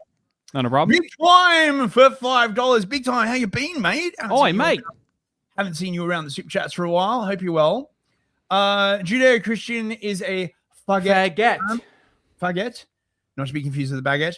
This term did not exist in 1900 years of Christian writings. Yeah, indeed, Yes. quite the opposite. Actually, if you actually like read this stuff, thank you very much, big time. Kill all bunnies for $10. Yeah, myth. It's weird listening to these rabbis. Never so consistently have I thought I must be wrong. If I ever find myself agreeing with a group for any reason whatsoever, yes, it do feel like that though. It is really like looking through the looking glass. It's like the same kind of like feeling I get when like I watch like something like, you know, Carolyn Poroshenko has like snuck a camera into like one of those like weird like Trantifa meetings, and like the way they talk, and you just like, holy crap, you people are like just fucking unhinged. They probably look at us exactly the same way though, to be perfectly honest. So I don't know, man. We're normal and they're weird. I don't know. I have a tough time. I have a tough time really thinking of how they think and feel. Big time again for another There he $5. is. Thank you, mate. All nations thrive when they are thrown out. These men are delusional. Well, the historical record does seem to support your assertion there. Killer bunnies again for $5. We was Pharisees and shit. Yeah, we was Pharisees and shit. It's basically a fucking Nation of Islam. It's fucking like weird. It's incredible. Oh, speaking of which, right? Plug for my last stream. The numbers Nice. are doing like really, really well. It's the last clan-based life forms. We're talking about like the Shape Store, Link and then in the like description. Yakub. Yeah, and Yakub and all this kind of like it's pretty funny. I laughed so hard I was like actually physically sore the next day. So check that out. Lenny Great for $5. Not Hello. people who aren't afraid to think for themselves, but people who aren't afraid to conform to your beliefs. Yeah, basically. CSI for $5. Thank you. Get Ardy on that boat. I don't know like which boat. He's No, referencing. the Lindsay cruise. Oh. No, yeah. Should me and Fist go on that cruise? I'm not fucking getting on that thing. It's a lot of work for an ironic joke. You want to know what that would be like wearing, you know, like those ironic T-shirts with like ironic sayings on them, and it like, oh, that's a funny thing. And then for the first 2 minutes, you think it's fun to wear the shirt, and now you're some asshole with a stupid saying on your shirt for the rest of the fucking night. Whenever I see someone out in the wild wearing one of those shirts, I'm like, oh yeah, look at that. Yeah, Look at your joke shirt for the rest of the night. But man, what if there's like a norovirus outbreak or something on the cruise? Good. Right? I would be praying for death on that cruise. You not only have to put up with these insufferable bastards, but you're Please, like basically like shit out my intestines already. Get me away from James Lindsay. Aramate Discourse, member for 8 months. Thank you very Awesome, much, bro. mate. Other books I'd recommend, written by Moose, Mooish History, Mooish Religion, You Gentiles and Moose Must Live, good look into Mooish mentality. Moose Must Live is fucking insane. I've been reading some of that myself, and it's about this Mooish pornographer who was actually like one of the guys who managed to get... You right? That's a little redundant. A mooish pornographer. No. But this guy, right? Like he was the dude who managed to get porn classified as like free speech. I forget his name. Okay, right? That interests me. I've been wanting to know that for a while. And then the Mooish mob stole all of his quote unquote books, and then he went on this like massive like Uber kvetch against them. Yeah, this is the thing. Is it anti-septicism when a moo says it? I'm so confused. It's incredible. Yeah. Thank you very much, Aramate Discourse. Lenny Grad for $5. The show called Bullets, that's almost 30 minutes long. Stream of consciousness, unprepared, and doesn't give you any bullet point slides. What a scam. Dude, he does it in a panicked frenzy every time. There is no team that he has. I actually looked it up on Grok. I'm like, does New Discourses have a team? And it's like, yeah. I'm like, name them. And it's like, Peter Boghossian. And I'm like, when's the last time Peter Boghossian worked with New Discourses? And it said, they posted a video in 2024. I'm like, really? And it's like, yeah, from 2019. They recycle content all the time, dude. It's just James Lindsay. King Spectre for $5, man. Look at that profile picture. He's letting me posting. Revered Minister of Black in the UK. Why have you done this, James? You've doomed us all. Lol, said the Lindsay. Lamau. Fucking hell. Kill All Bunnies gifted 5 memberships. Hi there. And now if you go to the live section, okay, Here's the one. It's gonna be Nick Fuentes with a moo schnoz. That's the one you're gonna want to watch. Okay, just letting you know. Zero for $5. Thank you very much. Okay. Did you see Douglas Murray is going to work for Barry Weiss in the No. Free Press? Yeah, I'm not surprised. Also, thanks, Miscegenator. I listened to your stream and woke up in Korea with yellow fever. Hey, I'm not leading to any mixed babies being born. Okay, these are just thoughts over here. I'm leading to same race babies being born. Jam for $10. Oh yeah, bruv. Can't stay, but glad to see you guys. God bless. Well, thank you, Jam. I hope Always a pleasure, Jam. Thank you very much. The Agile Walrus for 20 Canadian. There he is. This is totally irrelevant information, but Canada is reaching peak Goyim behavior. We are now putting litter boxes in elementary public schools for the furry children. I'm out in rural countryside and this shit is happening. Is that actually I was told that was a goof. Remember hearing that like 3 years ago? And it's like, oh, no, that's just a goof. That's not really happening. I would need to see. I think Arden's going to show me if that's a real. I'm so disappointed. I mean, I can't tell anymore. Like, if that turned out to be true, I'd be like, yeah, okay. Like, I mean, it's Canada. Oh, Canada. That's like something you would read in the Clown Town Chronicle. You would open up to a certain page and go, yeah, that's about right. Absolutely. Absolutely. Matty Ice for $10. I like it, bruv. Fist, do you know what's up with the moon runes? Or otherwise creepy writing on the walls where the Romanovs were dispatched? Heard rumors, but no specifics to be found other than old articles. I have heard that it was a reference to Kaparot, which is the chicken thing. I do not know 100%. I'll have a look into that. But I mean, but it wouldn't. This is the thing. It wouldn't be at all surprising that the moves were involved in killing the Romanovs because the Tsar was like very anti-centrist, right? Like he was the reason why they were like exiled to the Pale of Settlement. They hated the fucking Tsar like with a flaming passion. So it's not like flaming. Oh, there's no reason. Like, thank you very much. Thank you, bro. Killer Bunnies again for $5. Thank you, mate. I wonder if I can make some money by selling Kool-Aid Mozza to the moon. Experiments for later. How is that not a skit yet?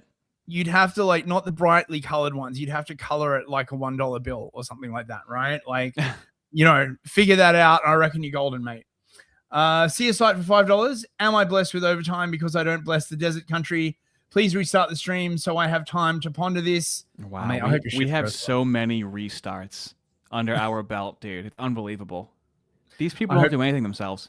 I hope the stream helps your overtime go faster. See a site. You can't restart without us. You need us to restart. It's right. New GM for $20. My take on Machiavelli is that he laments the workings of power, but thinks it's better for good men to do wicked things to win, rather than wicked men to win as a side effect of their fun. I don't know, like what that's meant to mean. Meanwhile, the Jays are spiteful mutants. Yeah, I mean Machiavelli is much maligned. People don't keep telling me that when you discuss him. People always like talk about the prince, but they don't understand that Machiavelli wrote the prince basically to suck up to this king because he'd been like exiled for some reason out of like the court. If you read Discourses on Livy, which is like in my opinion a far superior work, he is much less Machiavellian basically. So he's trying to like suck up to the royalty. And I don't know. I feel like some of his points are quite good. Like it's generally things like, if you do a lesser evil now, you won't have to do a greater evil later, and you got to remember this is the Italian city states as well. Okay. Like these are small city states in Italy that are sort of like at constant war with their neighbors. It's not like, so you got to take historical context. Thank you very much, New GM. Deep Calm for $20. Thank you, mate. Just got here, and the first thing I see is a James Lindsay PowerPoint presentation. Why must we suffer so? Hey, Here's the money anyway. Hope you're enjoying yourself in the US. Fist. Cheers. I am. Hell Thank you, yeah. Hey, DeepCon, we had to take a break from the child abuse. Okay, so we can lighten it up with some Lindsay. Okay. Oh my God. Yeah, I know. Covering the UK. Hi, oh my Lord. God, I'm so glad I'm not there at the moment. Like, I would just right. Oh, God, fuck, it's bad enough covering this shit from the other side of the pond. I'm telling you. And here's the eunuch. Hello, Hey Years. there, baby. Friendly years of Yizingham. Litter boxes in schools should be for the Jeets so they can learn potty etiquette. Yeah, they'd smell better too. Honestly. Sir, please do not be redeeming the litter box, sir. Would you rather Jeets smell like Jeets or smell like cats? Okay, that's a serious question we have to ask ourselves. Cats, legit cats, definitely.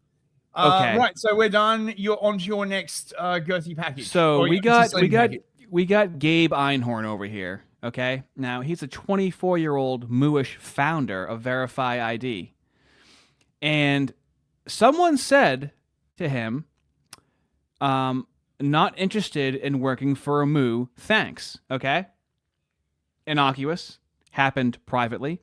Now then we have Joe Lonsdale, who is the founder of Palantir, or one of the founders, or however you want to say it. Also a Moo, oddly enough. And he says, no, Gabe. Oh, wait, okay. He goes, afraid to show his name? Either this is fake or you're an utter coward. Which is it? Now, these are like big shot Moos, essentially, right? Entrepreneurs, they're starting businesses. Why is this being done publicly? And Gabe says, yeah, I made fake AI messages from Handshake. You caught me. Or maybe I just don't want to expose his whole life. But clearly people want to see that happen. Typical response, though, to say it's fake. And Joe says, no, Gabe, you are being weak. If somebody does this, they deserve consequences. Now, Fist, this has been building up for the past couple months, hasn't it? With the anti-Semitism czar and how never again is now, and how if you see something, say something, essentially. So we've chronicled how this has been bubbling up on the back end. What is happening is that these people are realizing that there are limits to hard power, right? Yeah. For all that people, like some people like trash Christianity, right? And they're like, oh my God, you're like so weak and stuff like that. This what we are living through now with the Moos is one of the things that Christianity is designed to prevent, right? Mm-hmm. This sort of thing where you cannot get off the path of just using hard force all the time everywhere, and then it blows up in your face. Okay, you have to have an off ramp. You have to have a point at which you can be like, right, we're gonna show mercy. We're gonna like stop the war. We're gonna like peace. There's none of that from the American Mooish community. Every single time it blows up in their face, they just double down, triple down, quadruple down, more force, and it doesn't fucking work. Look, I mean, look at this shit. Like they're gonna get they're already getting a ton of blowback. Oh yeah, this, right? I mean, and this is the point, right? They, as Kanye West said, who do you think invented cancel culture? And everyone's like, oh my God, Kanye, how could you say that? But the left, it's the left. Yeah, they did. Now, oddly enough, Joe Lonsdale says they deserve consequences. The only way a people prevails, is with strength. Now, whites, we're going to be using this here at Rhetorically Defective Studios. Moving forward, we're going to be mirroring this exact rhetoric. Be a strong white, I'm going to say. Be a strong Moo. Be a strong Moo. Don't be one of the weaklings that reacts in a way to get us attacked more.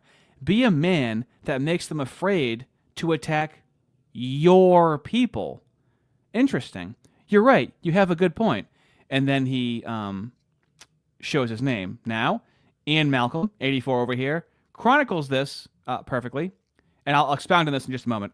Welcome to Mooish Supremacy. Austin Franco declines a job with Moos. Gabe Einhorn, a Moo, cries to the media. New York Post runs a hit piece. John Lonsdale, Palantir founder, cries to docs. And then Leo Terrell and others join in. Moos cry anti-Semitism is rising. Palantir is databasing us. And I really can't. I got to be careful with these comments. Okay. So Glenn Greenwald covers this. He goes, a 19-year-old college student quietly turns down a job interview, stupidly telling the company that it's because he doesn't want to work with a Moo. Within 2 days. Can I just point out? I don't know Yes. why the fuck you would say that on LinkedIn or in a company email. Like, for fuck's sake, like just say like you're not interested in the job. I mean, unless there's like something going on behind the scenes, I don't know. There may be something going on behind the scenes. Right. I am speculating now. Austin Franco created his X account in June of 2026 and got verified in June of 2026, which is highly irregular. Usually it takes a lot more time for that to happen. And so he really just made his account like a week ago. And he already had a possible crypto rug pull that he already apologized for. That's how quick this stuff is moving. So we are yellow light on Austin Franco. Could be that he's 19. He's getting caught up in a whirlwind of stuff. Also very permissible.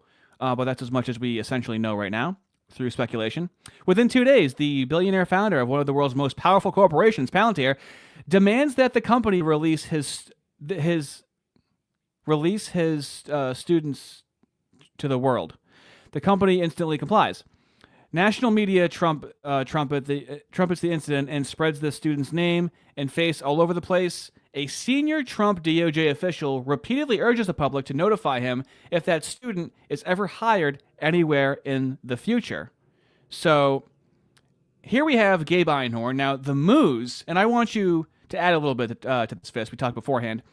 It seems like the Moos are used to being able to lie, and then some time passes, and the lie has time to travel. So Gabe Einhorn said, I never revealed the kid's name until he commented on the post. Get the facts right. Now we have an ex-community post here clearly saying Einhorn did initially reveal the name. So he originally didn't redact Austin's name. He showed his name.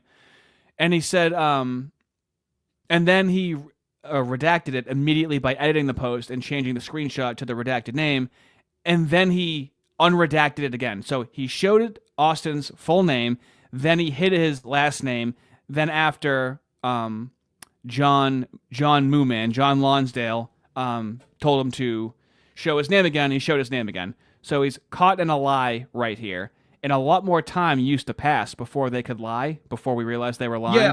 Yeah, I think this is a big reason why the PR is like failing. Like, because usually, right, they'd have like time for the lie to settle in, and then, you know, they'd sort of like, you know, the stink would sort of be there, and it might take months before it's like cleared up. Whereas like now, this shit is being debunked in real time, which is ironic because that's exactly what they wanted for stuff like COVID. Right? Remember, they're like, oh, you know, we have to like debunk and we have to like pre-bunk and all this kind of like other stuff. Well, you're getting your wish, but not in the way pre-bunk. I like pre-bunk a lot. Yeah. And so, Joe Lonsdale, if somebody says they don't want to work for a white person, we should expose them. If they say they don't want to work for a black person, expose them. Same for a moo. And Glenn Greenwald says, you didn't berate the CEO's redaction of the student's name by appealing to some lofty universal principle of human rights like you're doing now. So now it's being called out as this fake appeal to liberalism. This is all being called out in real time, which I don't think they're used to happening at all whatsoever in the United States. Oh, yeah. Things are very much a-changing. And of course... And this is the point that is made about liberalism, even back in the protocols, actually, right? That they espouse liberalism for you, but they do not live. That's the Goy's punishment, right? Like you know, when you want to do something, oh, you can't. My human rights, and when they want to do something, they're unrestrained by such considerations. Exactly. And so Trump DOJ official Leo Terrell says he will attempt to make Austin Franco permanently unhireable for saying he doesn't want to work with a moo. As he said right here on X, if the moo hater is ever hired, please post and I will retweet. So somehow this already quickly escalates into the Trump administration. Okay.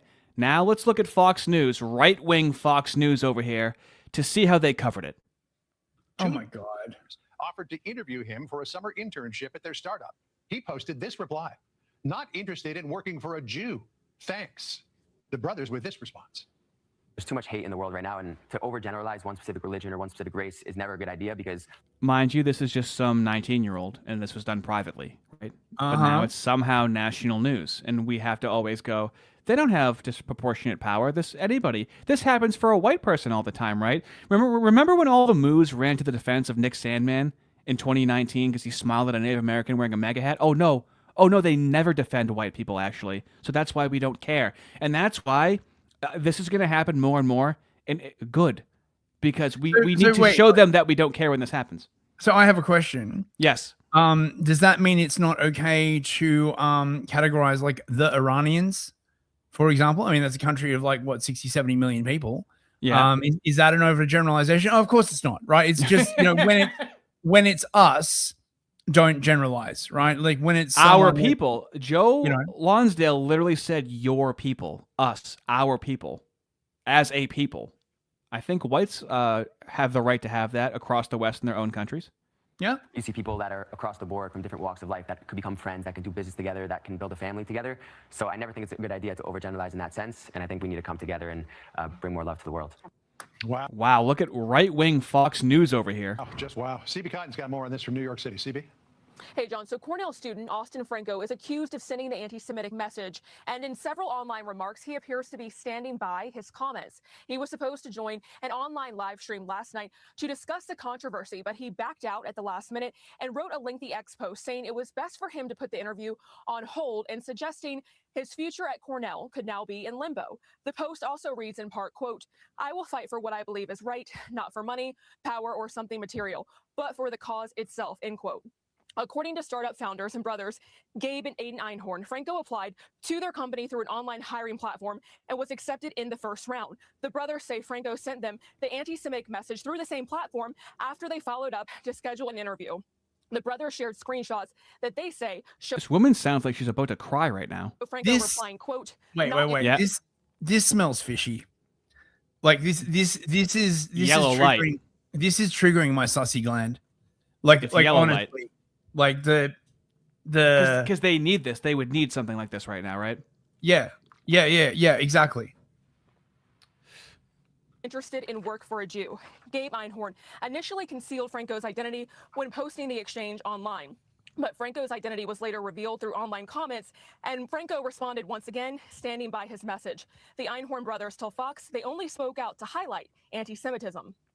The goal really for me in that initial post was just to show the fact that there is clear anti-Semitism in the world after seeing people try to deny it and tell me that it doesn't exist. Yeah, like they haven't been denying anti-white racism for the we don't care. We don't care. We don't get a word. Now, here's what I love as well, okay? Anti-Semitism means anti-moo, okay? What does pro-Semitism mean? Well, that means pro-Arabs. Like the phrase itself is Kabbalistic and mystical. It doesn't make any like sense through syntax of the English language. It's a nonsensical term in the first place. Do you see what I'm saying? It's a movable feast. Its antonym doesn't make any sense for what the definition of the word is supposed to be. I just love how this small group of people, about 97% of Semites are not Mooish, but they somehow get to have this term. Anyways, so, of course, that's from our digital on-the-ground correspondent, Chris Menahan, who has fed us so many clips. And now let's see how they discuss this before we move on to Harrison Smith talking about the protocols.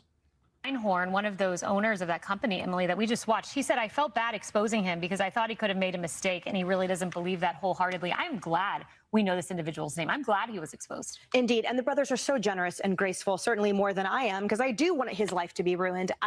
Right-wing Fox News over here. I do want his life to be ruined. So this is what I understand from the I'm going to say biodeterminist pro-whites, the race first, God second pro-whites. They want his life to be ruined. So I understand purely tribalistically on the basis of race to defend white people no matter what. It's the only way to make it liberal. It's the only way to equalize things. It's the only way to make it symmetrical, if that makes sense. I mean, where do these people think all of these people they're excluding from society are going to wind up? They don't care. I think care about us. I think in their mind, right, they imagine that this guy will wind up like addicted to Fent, like washing windscreens like on the side of the I-95 or something like that, right? But like. That's not what's going to happen. You're just going to like not nowadays. That might have happened 30 years ago. Yeah. agree with you. It is a permissive structure. And parents, what are your children putting out there?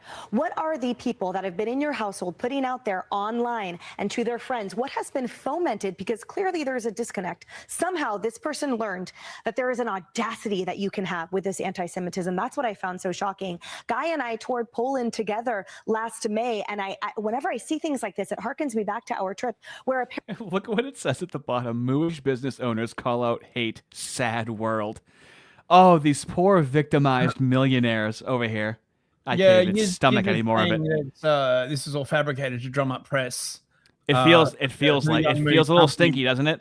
I mean, it does. I mean, he's suddenly got like tons of like publicity. It feels stinky. Brand new X account, already verified, already crypto rug pull issue. All within a week. So it's a little stinky. Anyway, now let's hear about the protocols from Harrison Smith over here. Okay, this is the second episode of this. I'm just going to be skimming through some of it. Fist already did a good job of countering some of what, or adding context to what James Lindsay was saying. Let's see what Harrison has to say about the international rights, which I find interesting. Elders of Zion's motivation, and they were the ones organizing it and orchestrating it. I don't know, but I know it happened. I know it was fulfilled. How it was fulfilled and what the motivation was for it, you can debate. But at the end of the day, it seems to correspond almost perfectly with what's laid out in the protocols.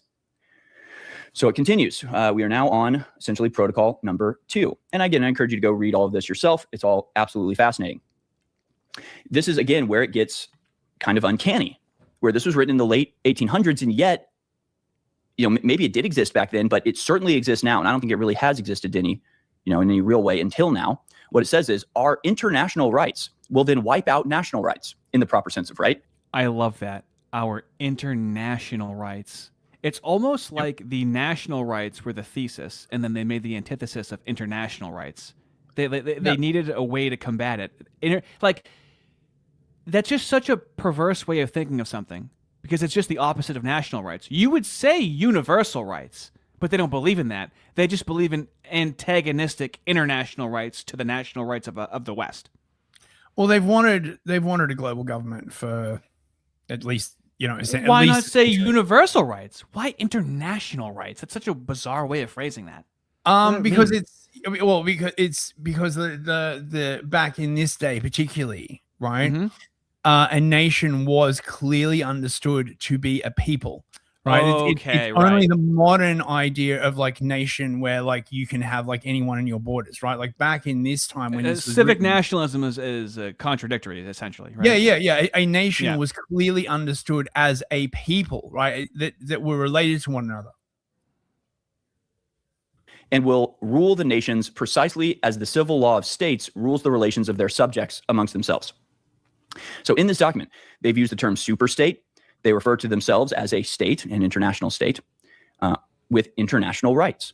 Again, we are seeing this manifest all around us constantly. And I can think of multiple examples just in the last few months of international rights of Jews being upheld over and above the national rights of regular people. The UK is the place that jumps to mind first and foremost, but Australia as well. We've talked about. Isn't that so much more compelling?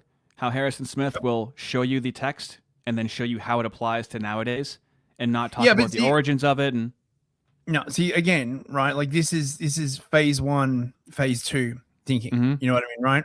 You don't want to actually delve into the text. You don't want to like actually talk about like what it says. You'll notice that like when Lynn. It's what Hassan Piker does all the time too. I think your audio cut out. I can't hear you. You might want to drop down and come back. I can't hear you. Am I back? You're back. Go ahead. Right. Sorry. Okay. You'll notice when Lindsay was like talking about it, he spent very little time, in fact, no time talking about what the text actually said. Right. He was just like, oh, Trust me, bro. Yeah, it's a fabrication. No. So you just create like a stink around character it. Assassination constantly. Yeah, to discourage people from like looking into it. And so now we have the Administrators. Protocols of the Elders of Zion. So our international rights will wipe out national rights. They say the administrators, whom we shall choose from among the public with strict regard for their capacity for servile obedience. Yet again, it sounds so outrageous. It sounds like the claim of a vicious anti-Semite. But is it wrong? We choose administrators from among the public with strict regards to their capability for servile obedience. In other words, if they've been on tape with Jeffrey Epstein, they can gain a position of power. If we have blackmail on them, if we have something to guarantee their servile obedience, all the better. But if they're naturally inclined to servile obedience, we'll take that too, right? They say the administrators will not be persons trained in the arts of government and will therefore become easy pawns in our game in the hands of men of learning and genius who will be their advisors, specialists bred and reared from early childhood to rule the affairs of the whole world. Advisors and specialists reared from childhood to rule the affairs of the whole world. Again, I point to things like Anthony Blinken, Secretary of State, right? Brought up in the Epstein class, groomed and prepared to assume his position in this role of Secretary of State to control the world. Or hell, look at, Jared Kushner and Alexander Soros. Jared Kushner and Alexander Soros, technically on opposite sides of the political spectrum here in America, and yet they align on absolutely everything. Neither one of them has earned a single thing in their life. Both of them are simply inheritors of the wealth of their family, and yet yeah, this point has been made as well. When even like a secular moo is donating like $100 million to Israel, right? Even someone that seems like completely apolitical, but still has some sort of tie and connection somehow. Now, there's another thing that Harrison is touching on here, right? Which is that before the introduction of democracy, you, in fact, had an entire aristocratic class that were literally raised and educated to rule. Okay, so their entire schooling would be how to govern, right? Lessons in governance, history of governance, right? They'd be classically like educated. They'd read like a ton of history, and this was like a very common thing. You can read Machiavelli's. As a side note, even in modern times, in like Italy, they'll like have people that are like in elementary school, but still studying something that's getting them ready to study that in college, like architecture, for example. If you're interested in architecture, they might in Italy like start integrating that into your curriculum, in your teens before you even get to it. The way that we do it in the United States is you decide that once you're 20 or once you're 18, but they integrate career curricula a lot earlier in areas of Europe. And I think this is one of the reasons why they hate Machiavelli, because regardless of, particularly stuff like Discourses on Livy is based on historical arguments, right? It's all about the history of like the Italian city-states and like lessons in Rome and stuff like that, and lessons that you can draw from events to teach lessons about governance. Whereas like now, if you go to like university and you learn policy, there's none of that. It's just very, very vague, very, very woolly, like kind of stuff. And also, in democracy, there's no sort of idea of like the right to rule, the responsibility to rule, noblesse oblige. Like it just becomes administrators. And so you have this effectively ruling class, like Harrison is describing. They were educated from birth to rule. They know all the tricks. They know all the history, all this kind of stuff. Specialists have cunningly pieced together for the purpose of educating the minds in the direction that we want. Basically. So we have one of these other like title cards, destructive education. Destructive education. We'll go down to number 5 here. In the hands of the states today, there is a great force that creates the movement of thought in the people, and that is the press. The part played by the press is to keep pointing out requirements supposed to be indispensable to give voice to the complaints of the people, to express and to create discontent. It is in the press that the triumph of freedom of speech finds its incarnation, but the Goyim states have not known how to make use of this force, and it has fallen into our hands. Through the press, we have gained the power of influence while remaining ourselves in the shade. Thanks to the press, we have got the gold in our hands, notwithstanding that we've had to gather it out of the oceans of blood and tears. But it has paid us, though we have sacrificed many of our people. Each victim on our side is worth in the sight of God 1,000 Goyim. Again, we've heard this exact sentiment expressed over and over again by prominent rabbis, as well as people, members of the Israeli government and other things. The life of one Goyim being, one Jew being worth 1,000 Goyim. But again, they talk about the press, the triumph of their use of the press. Now they've used the press to conceal their, growing power. Again, people may be waking up to this reality now, but understand that the ADL in particular was founded in 1913, and there are books written in the 1950s. I know, but B'nai B'rith was founded in 1843, and that turned into the ADL, so it's actually even older than that.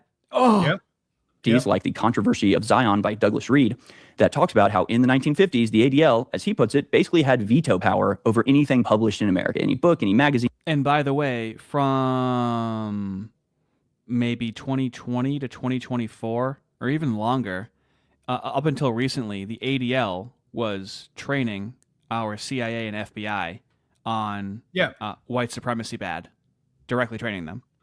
Yeah. Yeah, and it's the same with the UK. They send armed forces over to be like trained in Israel, and it's all about inculcating like the right framing. And what I just want to point out that this technique of like veto power is like very, very powerful. It's like you try and like talk to some people about this, and they're like, oh, don't be silly. Like they don't control everything. Well, of course they don't. That's boring, right? You just want the power to have a veto. Okay, so there's like a politician or an idea or something that comes up that you don't like. You can nix that thing. And then if you just do that enough, right? If you like remove all the people who would gainsay any of your stuff, you're just left with a compliant populace, and everybody else gets the message or they get yeeted too. And how do you think the protocols feel about communism, Fist? Let me guess. They're pro, right? I think they're going to start trading. They're going to start negotiating. They're going to start trading labor for goods or good for labor. I mean, that's capitalism. It's an aspect of freedom. Freedom doesn't come from capitalism. Capitalism comes from freedom. Anyway, they support communism. They let you know, the elders of Zion, they support communism, obviously. Again, this was supposedly written before any communist nations existed, before they had established the Bolshevik Revolution or anything of the sort. So again, it's interesting the way this played out. The people under our guidance have annihilated the aristocracy, who were their one and only defense and foster mother for the sake of their own advantage, which is inseparably bound up in the well-being of the people. Nowadays, with the destruction of the aristocracy, the people have fallen into the grips of merciless, money-grinding scoundrels who have laid a pitiless and cruel yoke upon the neck of the workers. So again, you sort of see where they're using the claims of communism and sort of portraying themselves as the rescuers from these exploitative, industrial masters. But who are the industrial masters that are exploiting them? They have the top and the bottom. It's both sides. James Lindsay, they are the one holding the scissors, okay? When there's two hands on a human, it's connected to a moo, okay? Now, and the capitalist is the greedy moo. It's not white people. It's all of the characteristics are greedy moos. When they talk about like the worst kind of capitalist kind of pig, where all they care about is profit and their own insular little circle that they have. Yes, and then they just say that it's white people instead of it being them, and they have both sides. That's why they need the communist turmoil. That's why we're not allowed to see communism until it affects the moos. Until Shabbos Kestenbaum all of a sudden is like, you know what? I can't be a Democrat anymore. They're starting to turn on the moos. I'm going to now all of a sudden be a Republican. Now that I've been a Republican for 5 days, let me just jump into the spotlight somehow. It's incredible how that works out. Yeah, and with the shit going on with Iran, tons of them are going to jump back to the Democrat Party. You watch. I was going to play something today that I might play on the next episode. Is Batia, whatever her name is, was talking to Jillian Michaels. It's two Floyds talking, fellas. I'm trying to clip it, okay, to make it listenable for the fellas. But she just got done making a book about like why the moos were like Democrats. And it really seems like they're going to be latching on to the neocon portion of the quote-unquote right wing, like you saw with Fox News. I don't think they can make a home on the left. I think that they're going to be really trying to infiltrate on the right, is what it seems like, based on what I've seen. Interesting. It's also you, right?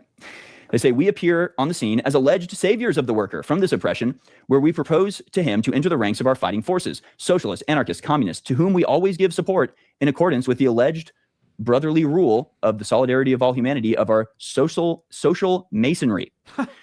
Last time I covered this, I had people responding saying, you've got to mention how the Masons play into all of this. And yes, Freemasonry, secret societies do play into all of this very closely. The aristocracy, which enjoyed by law the labor of the workers, was interested in seeing that the workers were well-fed, healthy, and strong. We are interested in just the opposite, in the diminution, the killing out of the goyim. Our power is in the chronic shortness of food and physical weakness of the worker, because by all this implies he is made the slave of our will. He will not find in his own authorities, either strength or energy to set against our will. Hunger creates the right of capital to rule the worker more surely than it was given to the aristocracy by the legal authority of kings. Again, I don't think we need to elaborate on this too much. I think it's pretty self-evident how this, and again, it does make sense. I'm not even saying they're wrong in what they're saying. This is the natural course of events. It's just evil. It's just evil. It's true. If you make people hungry, they'll do what you say. It's not that complicated. If you want to maintain your power, regardless of like the reason you have your power, I would think if I had power like a king or something like that. Sorry, not to get off track here.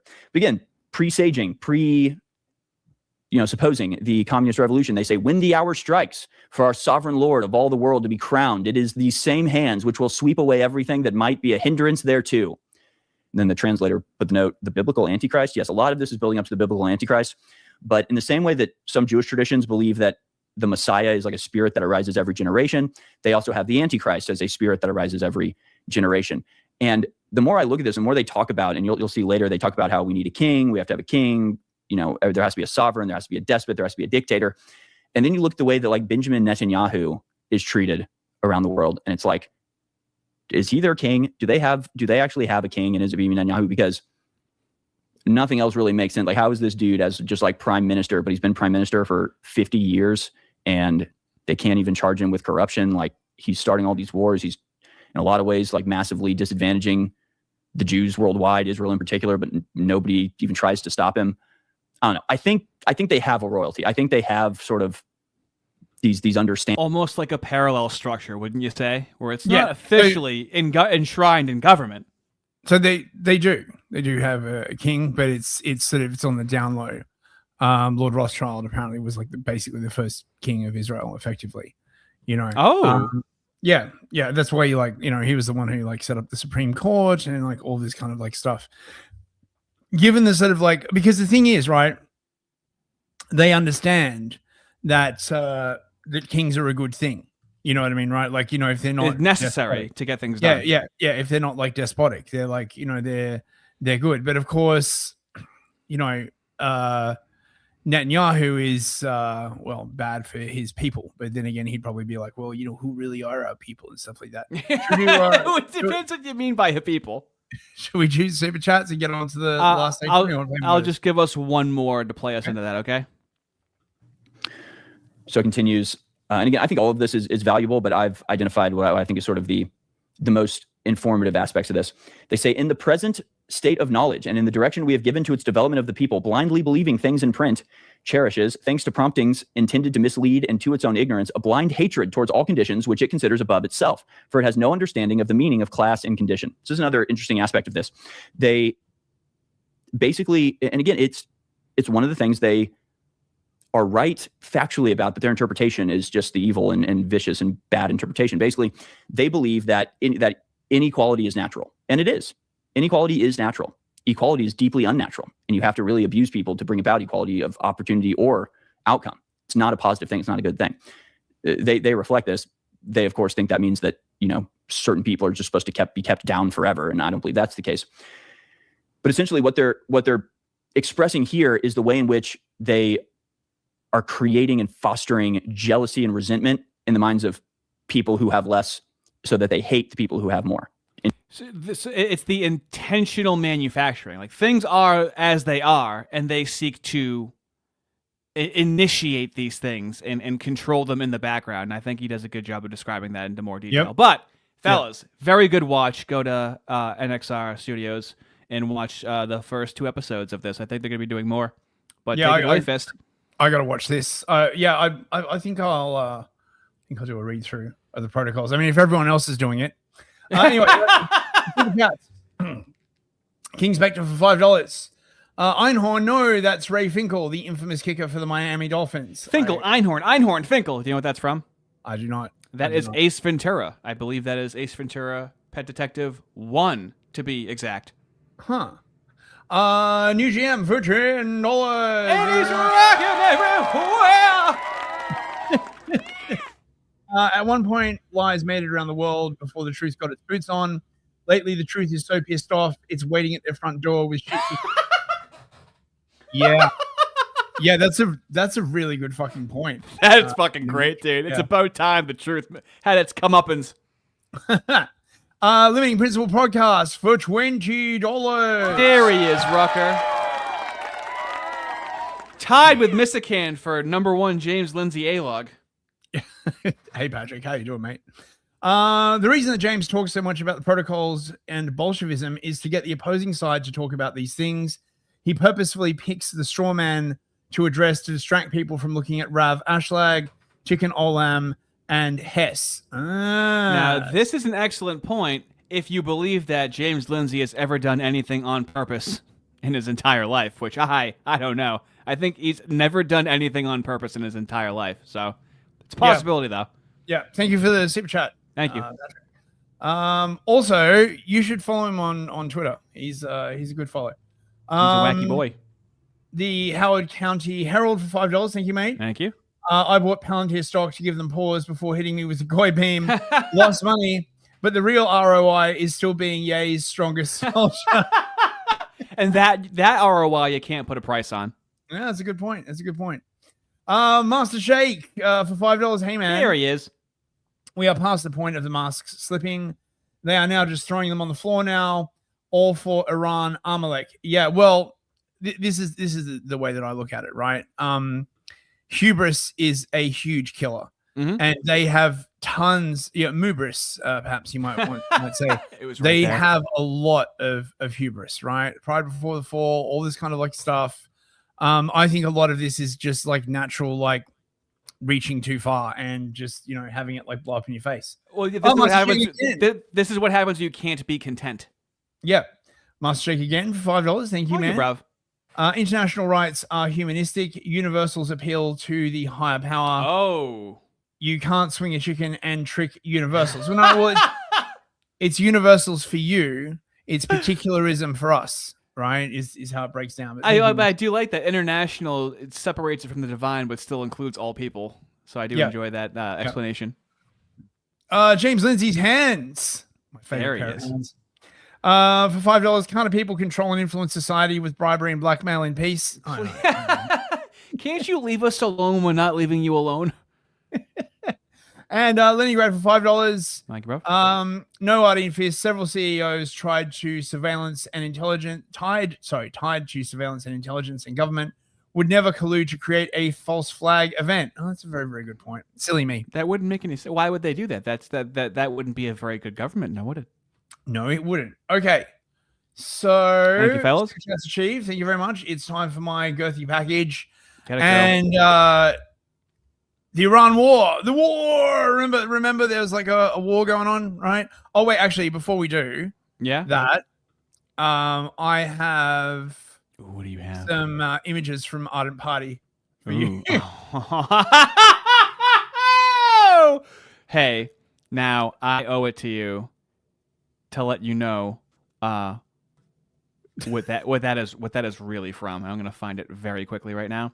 So there is this guy over here. I'll pass this back to you in literally 5 seconds. Okay. There was this guy here, right? Uh-huh. And I said, "You're really gonna tell me that these people are that much different looking than white people? Really? This is almost exactly what I look like in person. Okay? See?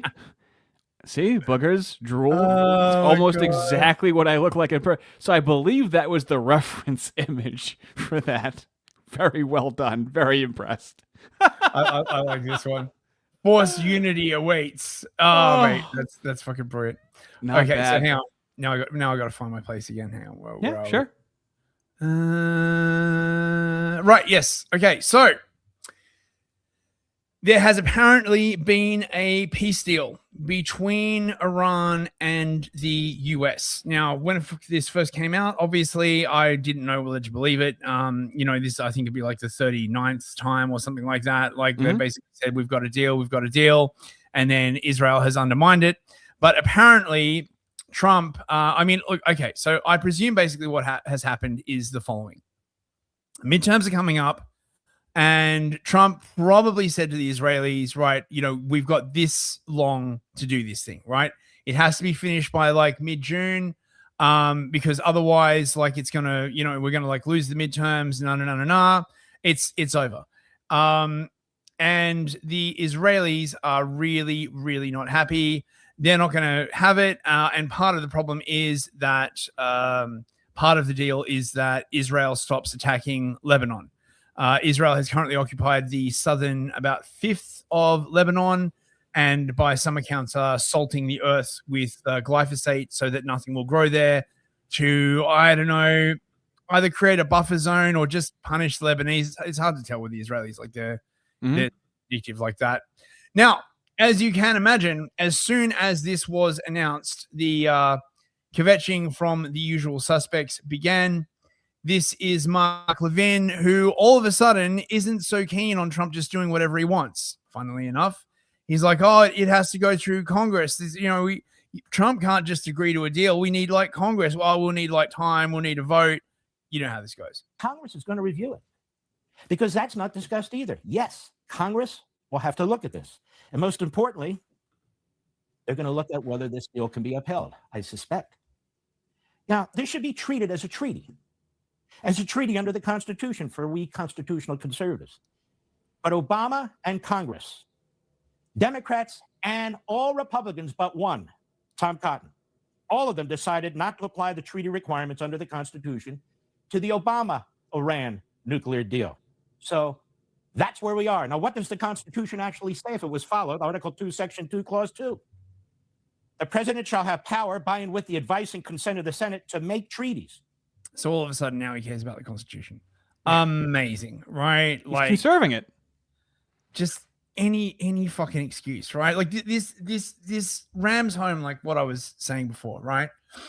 Universalism for you, right? You obey the rules, right? It is understood like, you all have to follow the same rules, right? For us, it's like different, right? We make the rules, say whatever we want, essentially, right? There is no like hard and fast rule. It's all about like objectives and all this kind of like other stuff. And of course, Levin is basically saying, look, the Israelis won't bear this. And this is where it starts to get interesting. It seems like for once, Trump has finally stood up to the Israelis. Okay. It may have like taken a while, but I guess faced between the prospect of like losing his political career entirely. And again, if the Democrats like sweep in the midterms, Trump could be impeached again. The whole like, persecutions could start up again. So he's got to get out. The Americans have got to get out. It's clear that, it's clear that they've lost in the sense that they did not fulfill their objectives. They've basically come to a standstill. The economic pain is like too hard to bear. It has murdered Israelis. Are we committed to protecting Hezbollah so it can continue to attack Israel and continue to brutalize the people in Lebanon? This is the lifeline that Iran is depending on. Well, if we are, then this deal won't stand. It won't stand for long, even during the Trump presidency. Israel will not be able to adhere to what would be a suicide pact. The Israeli people won't put up with it. The prime minister won't put up with it. We should not accept it either. Because remember, Hezbollah has attacked us. And when Israel is forced to defend itself, including preemptively against Hezbollah in Lebanon, and remember, they're not at war with Lebanon. They have a peace deal with Lebanon. This is such deceptive framing, right? What, you're not going to trust that face? I'm not. Okay, so technically they're at war with Hezbollah. This is the same thing they said about Gaza, by the way, right? Oh, we're not at war like with the Gazans. We're at war with Hamas. But because Hamas is spread all throughout Gaza, we have to like flatten all of Gaza. It's exactly the same like shit they do with like Lebanon. And then every single like, civilian death is like a tragedy, but of course they won't stop doing it, blah, blah, blah. We've never been at war with Lebanon. And it is said to be in violation of the deal. We saw this play out earlier. Providing the Iranian regime with a strategic opportunity to attack Israel, claiming it's defending its ally, and that Israel violated the deal. What then? Will Israel become a pariah? Become? I mean, have you seen the polling figures? Man, like fucking hell. Is it like a high 20%? Dude, it's bad. It's really, really bad. Like all of the goodwill that they've like built up. What the fuck is going on with that? Punished? Wait, hang on. Yeah. I think one of my windows just started playing. Call me a black guy in the 1940s from a tree, man. I'm just hanging right now. What the fuck is going on? Excuse me. Sorry about that. YouTube, I'm sorry about that. I apologize. I'm coming down with something. I have a cold. Excuse me. I didn't mean to say that. Is that you playing What? that? I'm not playing anything. Something like looping over and over on my. I'm not hearing anything. Is anybody else hearing anything? I am hearing silence right now. Hang on. I got to figure out where this is coming from. Yeah, this is what happens. See, so Fist is a traveling man. He's on the lam right now. Okay. Yeah. The UK government is after him. Okay, and so he's doing this from a remote area. Okay, from a laptop that's going to explode at 9 p.m. Eastern Standard Time exactly. He's on the lam. He's saying very spicy things. Okay. You can just drop down and come back up, but I can just be like weird and embarrass myself over for and 2 over. minutes. Your voice is a little washed out too. Yeah. Oh, fuck's sake. You sound fine now. You hear me now still? Oh yeah, you sound sexy, mate. Or not? Sound like you're packing some heat right now. I can't even find what. You're just giving us Mark Levin right now. Is what you're giving us. Okay. Yeah. Do we okay. do we really deserve that? You know, here we are. We've been Iran's here. counting on it. There we go. I can't even hear anything. I'm like. Can you hear Mark is so Levin? fucking crazy. Can you hear Mark Levin? It could be a blessing in disguise. It's like I got like a window going on. It's like just playing something over and over and over. Okay. So. Okay. Yeah. Hang on. I'll have to reset Brave. Yeah. Okay. Terrific. Well, fellas, I'm going to let you know right now that can you believe Frojax was having a conversation about race or religion? Guess who's been talking about that for the last couple of months? Okay? So I'm probably going to do a stream on this tomorrow with some mild drama beforehand that I'm not going to talk about right now. But I think that would be very interesting because this really is the question, isn't it? Because the position is that the issue with Christianity is the universalism, right? But the muscular Christians will say, no, that is the gay, effeminate, liberalized version of Christianity, right? Now, it seems to be that the race-first people do have better luck on the ground with organizing the whites IRL. So it is a fun conversation that goes back and forth, and I would like to explore the Frojax position because they are getting pretty big right now. So I'd like to go because you see them argue with blacks all the time, and it's like, well, let's go a little deeper into their positions, right? Okay, we're back. We're back. Sorry about that. I've got no idea what the hell. Not a problem. What the hell was happening there? Oh my God. Put your stuff back up. I was just plugging my stream. Are you streaming on Thursday? Yes. Okay, so then I will stream tomorrow and not Thursday. Good to know. Okay, good stuff. Right. Okay, so sorry about that. Not a problem. So we also have Benny Boy Shapiro, kvetching up the storm.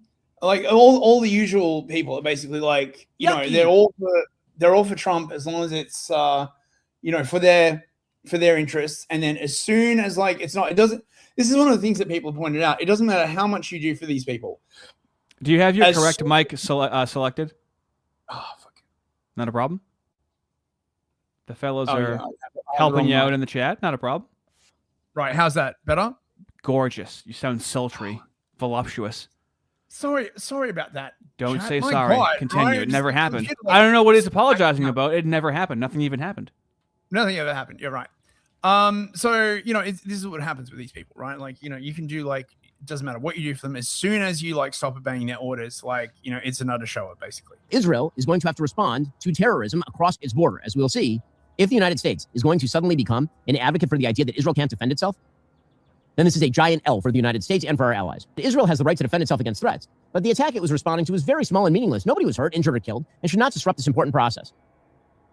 I really don't think the president would see it that way if, say, Mexico had fired a bunch of drones into American soil and blown them up and no one got killed. I don't think it works that way. I'm pretty sure it doesn't work that way.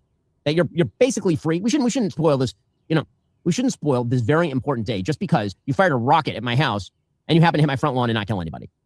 Okay. He said we are very close to a deal that will bring peace to the region. Oh, for God's sake.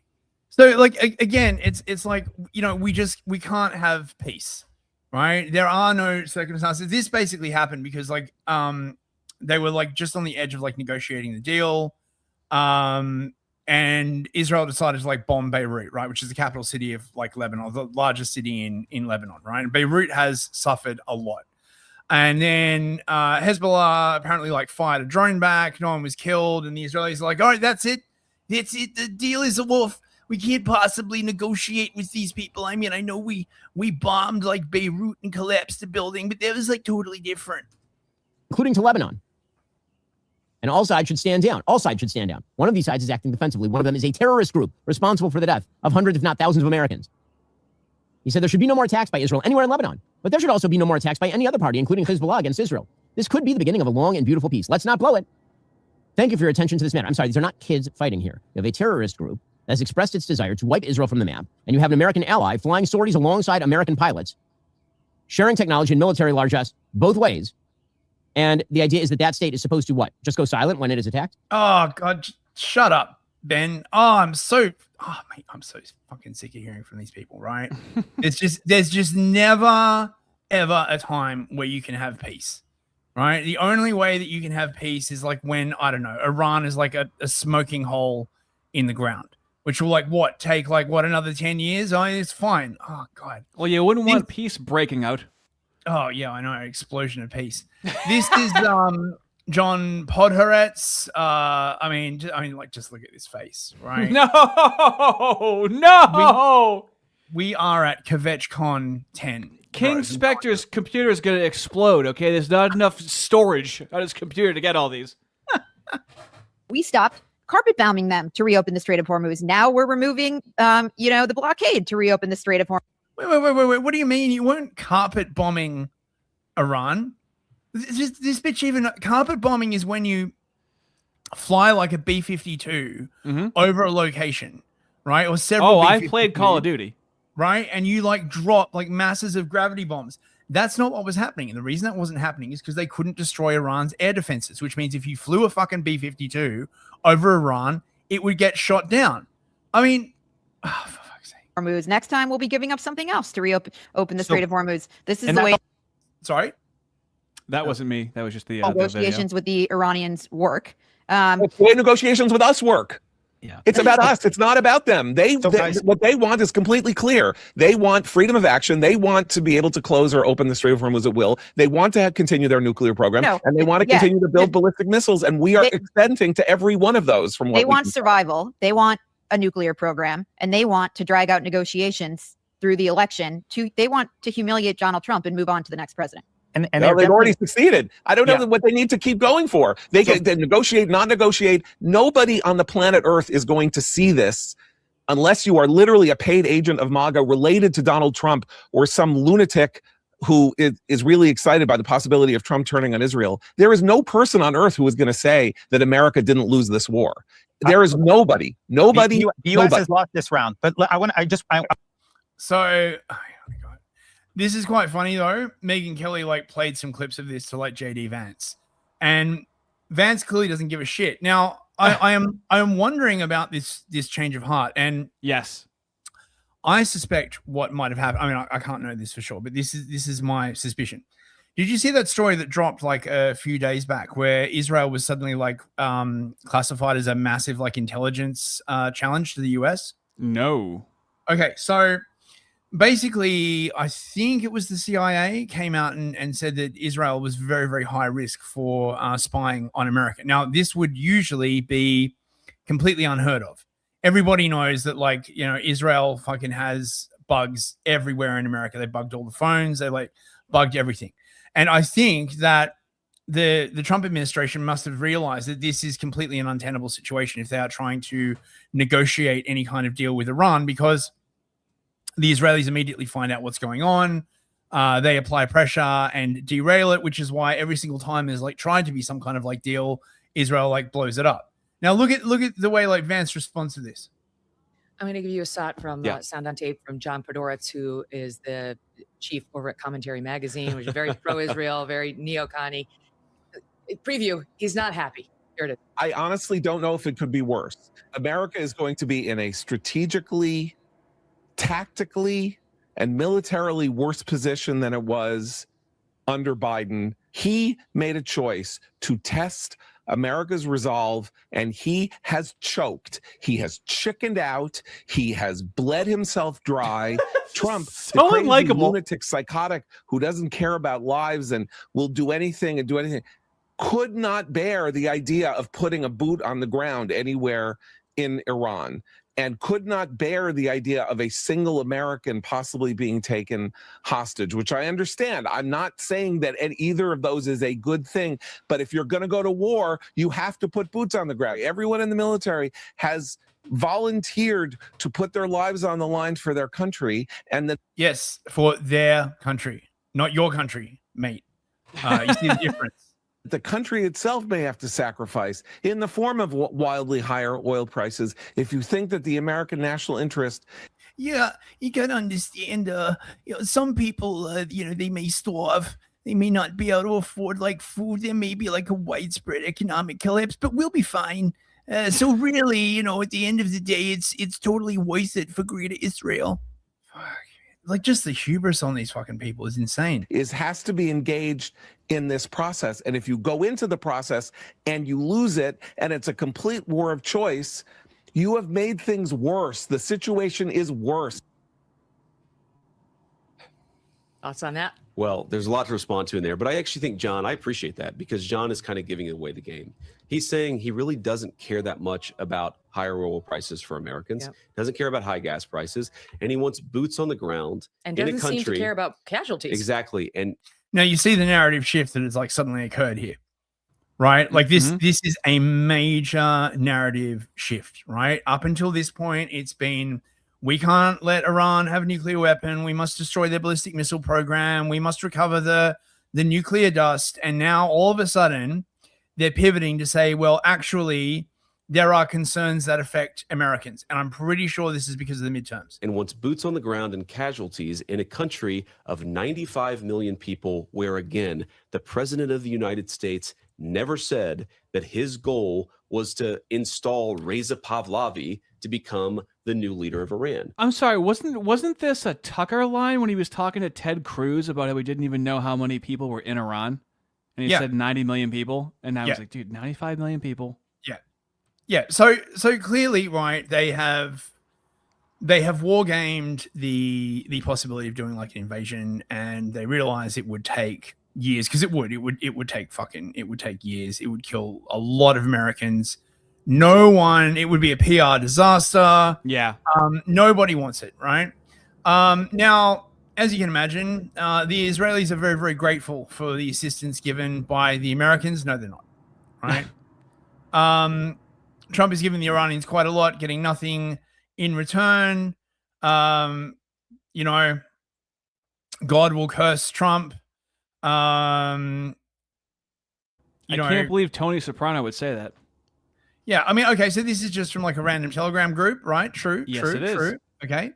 But this is Yair Golan, who is in the Israeli government. I can't read moon runes, so I forget his exact position. A tough morning for Israel. This morning, Israeli citizens are waking up to an agreement between the United States and Iran made over Israel's head. This is Can you very, believe very that? important. That's a power move to even say that. Yep. In one signature stroke, immense military achievements. What military achievements? Secured with the courage of our pilots and the blood of our fighters will have been erased, while Netanyahu stood on the sidelines, weak, ill, isolated, and powerless. Now, some people are basically saying, I've got some Fuentes clips. The real sort of goal, like short term for Israel, is Lebanon, right? And the Iran thing was giving them cover to do this. Netanyahu has said, we're not going to like give up. This is in Hebrew, so I won't play it. But basically, he's saying like the fifth of Lebanon that we have invaded and occupied, we're not giving that up. We need like more settlements. Yep. Excuse me. And then this was like crazy. So everyone's like, well, what's in the memorandum of understanding? Okay, for listeners who don't know, a memorandum of understanding is like before you sign like an actual proper treaty, you have an MOU, which sort of like lays out like the general sort of like framework, and then you sign like the actual treaty, the actual agreement. The signing is apparently going to happen on Friday in Geneva, and I fully expect the Israelis to try and like bomb Geneva at this point. Okay. And when the Israelis like asked for a copy of the MOU, they were rebuffed, which is I think like totally unheard of. Okay. And the fact that they didn't have it immediately also suggests that something is wrong with their intelligence collection, because usually, right, like they would know everything about the negotiations that led up to it. So something seems to have changed. So about 18 hours later, the MOU finally leaked. Channel 12, I don't know exactly who that is. Right. So this is the MOU allegedly. Okay. Iran, the US, and their allies will cease hostilities, including in Lebanon. This is crucial. Iran has basically been tying cessation of hostilities to stopping the war in Lebanon.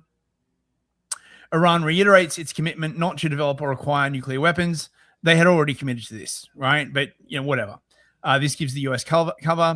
US and Iran pledge to resolve the issue of disposal of enriched uranium stockpile at some point in the future. There will be further negotiations, right? US and Iran to discuss enrichment issue and Iran's nuclear needs. This as well is quite a step back, okay? This is an acknowledgement that Iran can have a civilian nuclear program, whereas before, the general line was that Iran can't have any kind of, not even a civilian nuclear program. It's too risky. Iran will maintain status quo on its nuclear program as long as negotiations continue. This means Iran continues to have leverage, basically, right? Mm-hmm. The US will lift the naval blockade, not impose any new sanctions, and will not increase forces in the region during the negotiations. 7, Iran will make the necessary arrangements to ensure safe passage of commercial vessels through the Strait of Hormuz free of charge for 60 days. So they're going to reopen the strait for 60 days. Obviously, the Israelis are going to try and fuck this up. 8, the US pledges to make frozen Iranian assets available for use with implementation of the MOU. The Americans are still holding about $100 billion in Iranian funds that have been frozen. This is going to be tricky because I highly suspect that some of the funds that are frozen in Europe in places like the clearinghouse in Brussels, Euronext, I think it's called, they've been actually spending that money or using that money to do stuff with. So the EU is suddenly going to have to scramble for money that they've already spent. So this is going to be bad from the EU's point of view. 9, if a final agreement is reached, the US will withdraw its forces within 30 days and lift all sanctions on Iran. Okay, so this is huge, right? Even under the JCPOA, the previous Obama agreement, there were still sanctions. 10, any final agreement will include a plan to establish a $300 billion fund for Iran's reconstruction. Now, the Americans are saying, we're not giving the money. The Gulf countries are going to give the money, but then they're saying half the money has already been committed. Where's the money coming from? I don't know, right? The Israelis are seething. They're basically Iran is going to be rewarded for this thing. But the fact of the matter is, as many pointed out, even going into this, the Strait of Hormuz was basically their trump card.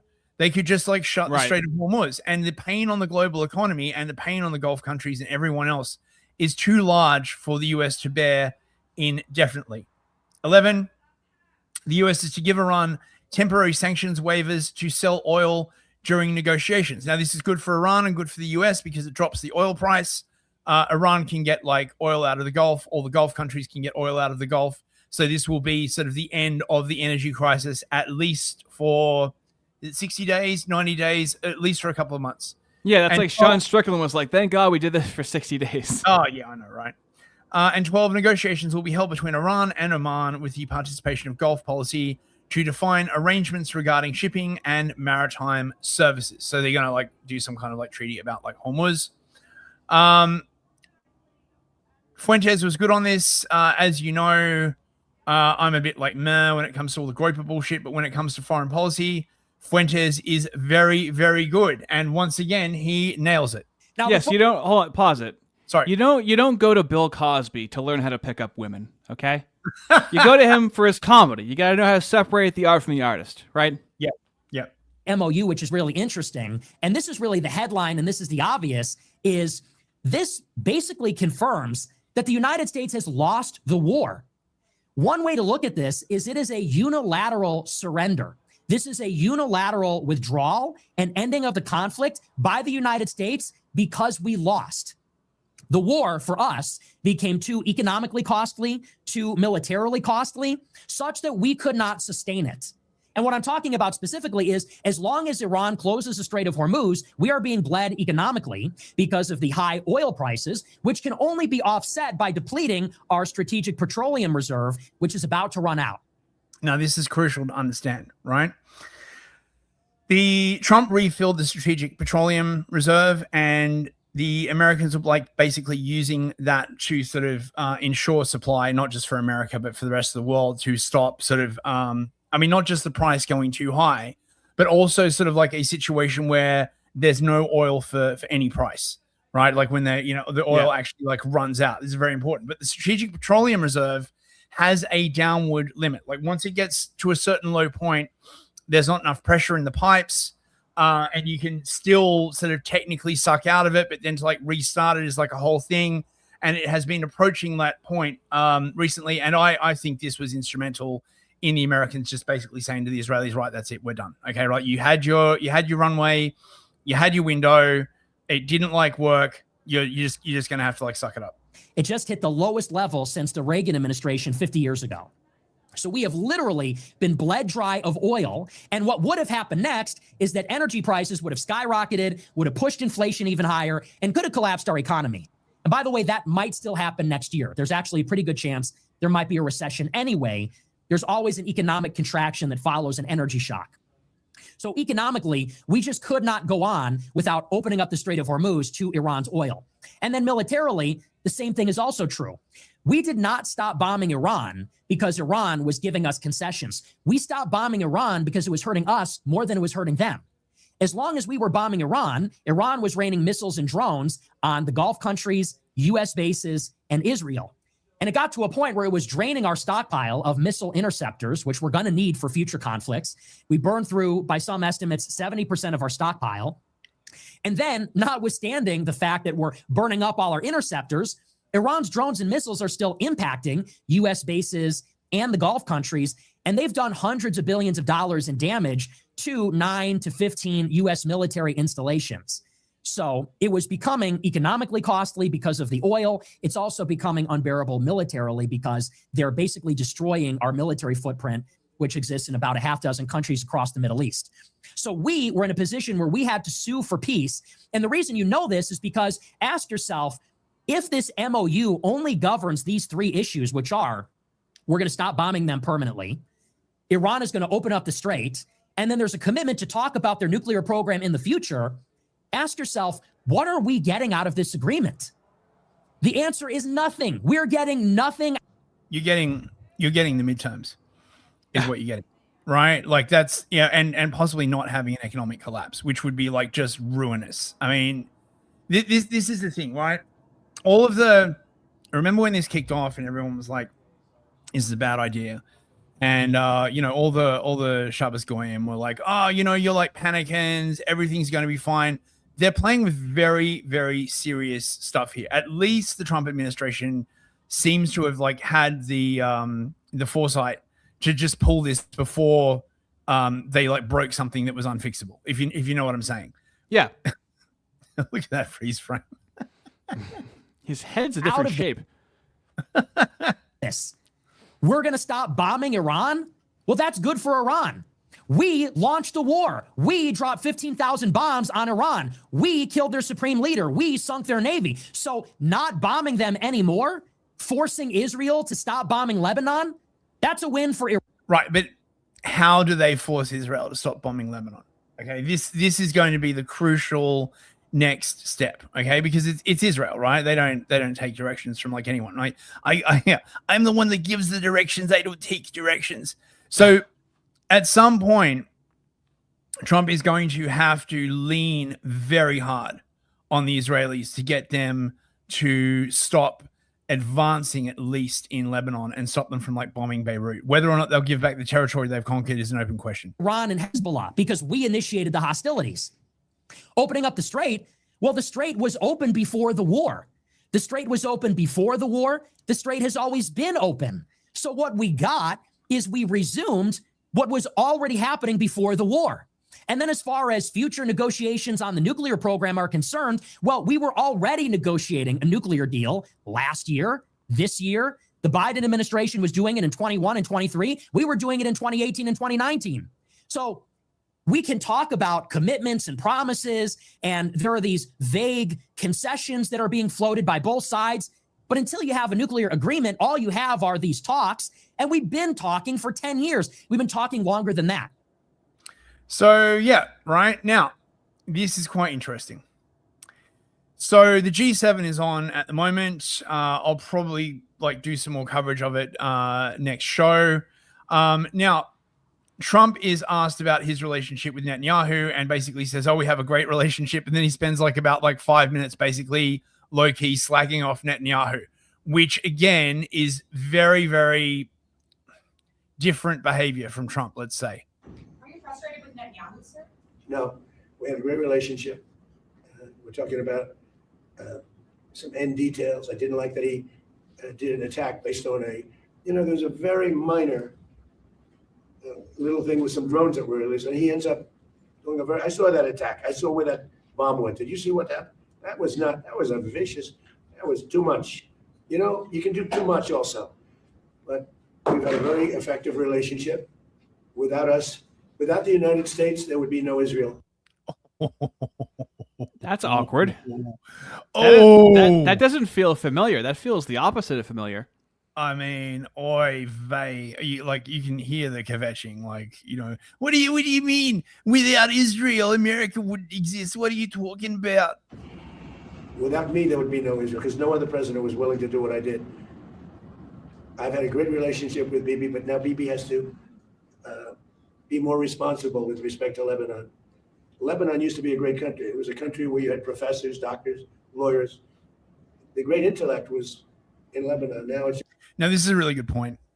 Lebanon is not Iran, and Lebanon, before it was destroyed by internecine warfare, was a perfectly modern Eastern Mediterranean state, right? Lebanon has suffered terribly, and it's very, very hard to make the same case about Lebanon that you would make for Iraq, for example, or Gaza. It's terrible. I would say of all countries, they've been treated the worst. And they can't defend themselves. And they have Hezbollah, which is a problem for them. So, no, I'm not happy with the way Israel has handled themselves with Lebanon and with Hezbollah. They should have been able to do this yet faster. It just goes on forever. And when that happened... See what I mean? Right? He's like, this has taken too long. Right? And I bet the Israelis said, oh, we can take out Hezbollah really quickly. But again, history does not support that. Okay, the Israelis have been fighting Hezbollah. What, the Israelis being men of their word? Precisely. It throws a negative light on the big deal, and that's the deal with Iran. So when you ask me about Bibi, an unbelievable relationship. But Israel would have been blown up a long time ago had I not gotten involved. Two things I did. I terminated the Iran nuclear deal. Barack Hussein Obama sold out Israel for Iran. He went to Iran. He sold them out. How anybody can vote for this guy or the party, the Democrats, I call them, because they're dumb. They're dumb people. That's number one. How anybody can vote for them. And the second was the B-2 bombers, just totally dishonest. So they had the right, they're the JCPOA. I watch these politicians. I watched a Senator Reid that nobody ever heard of the other day. Well, this deal is the same as the deal with Barack Obama. No, this deal is a wall to a nuclear weapon. I have yet to see that being actually true, but whatever. Wow, this deal was a road to a nuclear weapon. My deal, they can't have a nuclear. They get blown up. If they have a nuclear weapon, they get blown up. How? Exactly. So, mate, there's he's saying what he wants to hear. I'll give him that. Yeah. In his deal, they were allowed to have a nuclear weapon. And in all fairness to Bibi, I remember very well, Bibi came to Washington and begged Obama not to make that deal. And Obama was on the side of Iran, not Israel. And he made the deal. That deal was a disaster. I terminated that deal. And if I didn't terminate, and was very tough after the termination, and if I didn't do that, Howard knows better than anybody. If I didn't terminate that deal, I believe that Israel wouldn't be here right now. And the second one was what we did with respect to the nuclear dust, as I call it, right? We blew it up. The mountain collapsed on top. You can't get to it. And they were 2 weeks away from having a nuclear weapon. And if they had a nuclear weapon, they would have used it on Israel, and I hate to say it, and probably the rest of the Middle East, because they had all those missiles aimed at the Emir, at Saudi Arabia, at UAE, at Kuwait, at Bahrain. I mean, the biggest surprise in this whole thing, I didn't think you guys would. I thought he would aim at Israel, but he didn't aim at Israel, much less. He aimed at your countries. And actually, that was a mistake for them because it brought us, these countries, in particular the 5 countries, it brought us, I mean, he even had Turkey once. I never understood it. Nobody's going to understand it. That's the problem. They're totally irrational people. Yeah, but it worked, didn't it? All right. It worked. And by the way, that's called horizontal escalation. Like that's totally like a thing, right? It worked. And those people are now gone.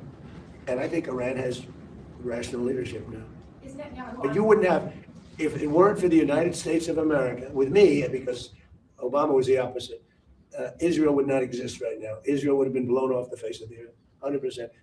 And every smart person in Israel knows that. Okay, thank you very much, everyone. And I'll end it there. So crazy. And so the first Iranian crude oil ships have already departed. This is good for the oil price. Like this is very, very good. I don't know. I don't know how long this is going to stay for. Like I said, the signing is apparently in Geneva on Friday, probably before the show, so we can cover that. And that's basically it. So let's do final super chats and we'll get out of here, bro. Oh, sure.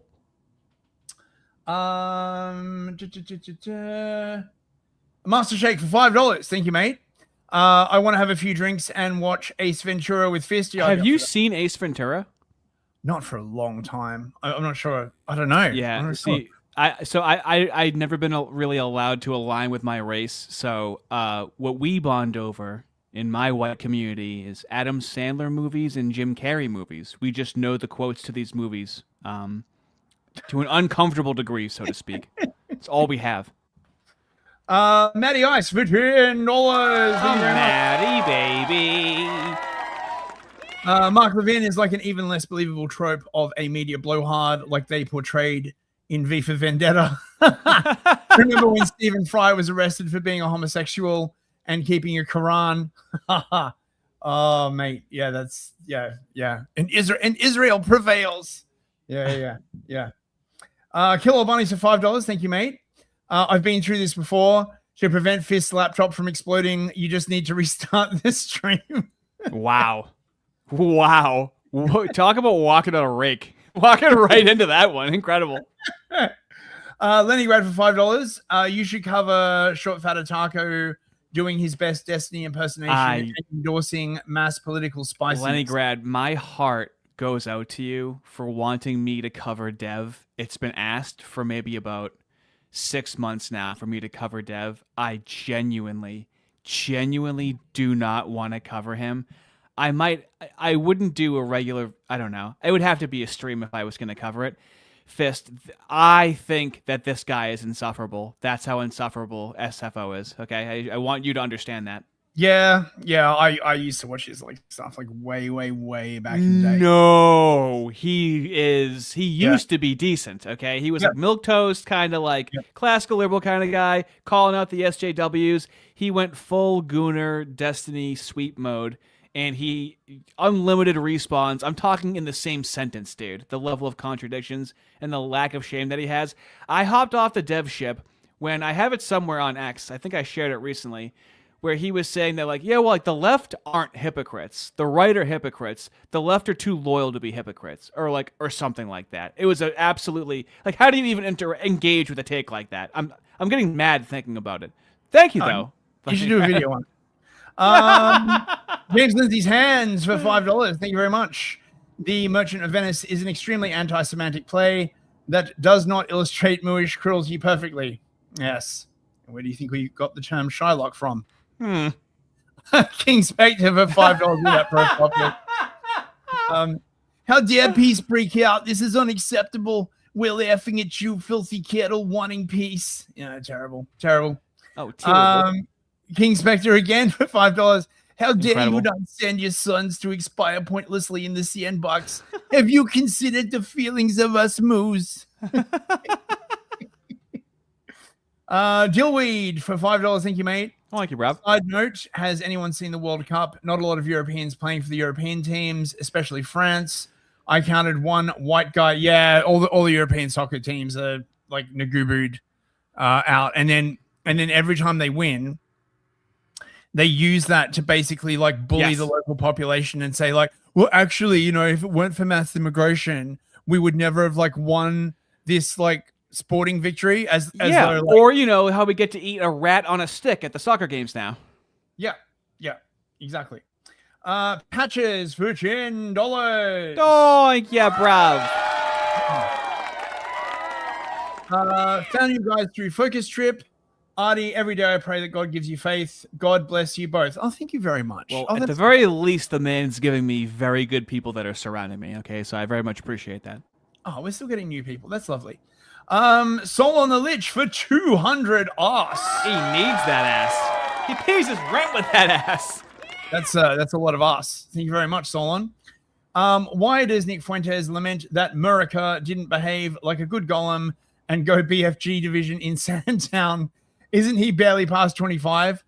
Does he think he's not getting conscripted if things go wrong? He doesn't. No, he'll leave. He's said, I posted on X that he said he'll just leave if the Democrats get elected. He can leave. He is.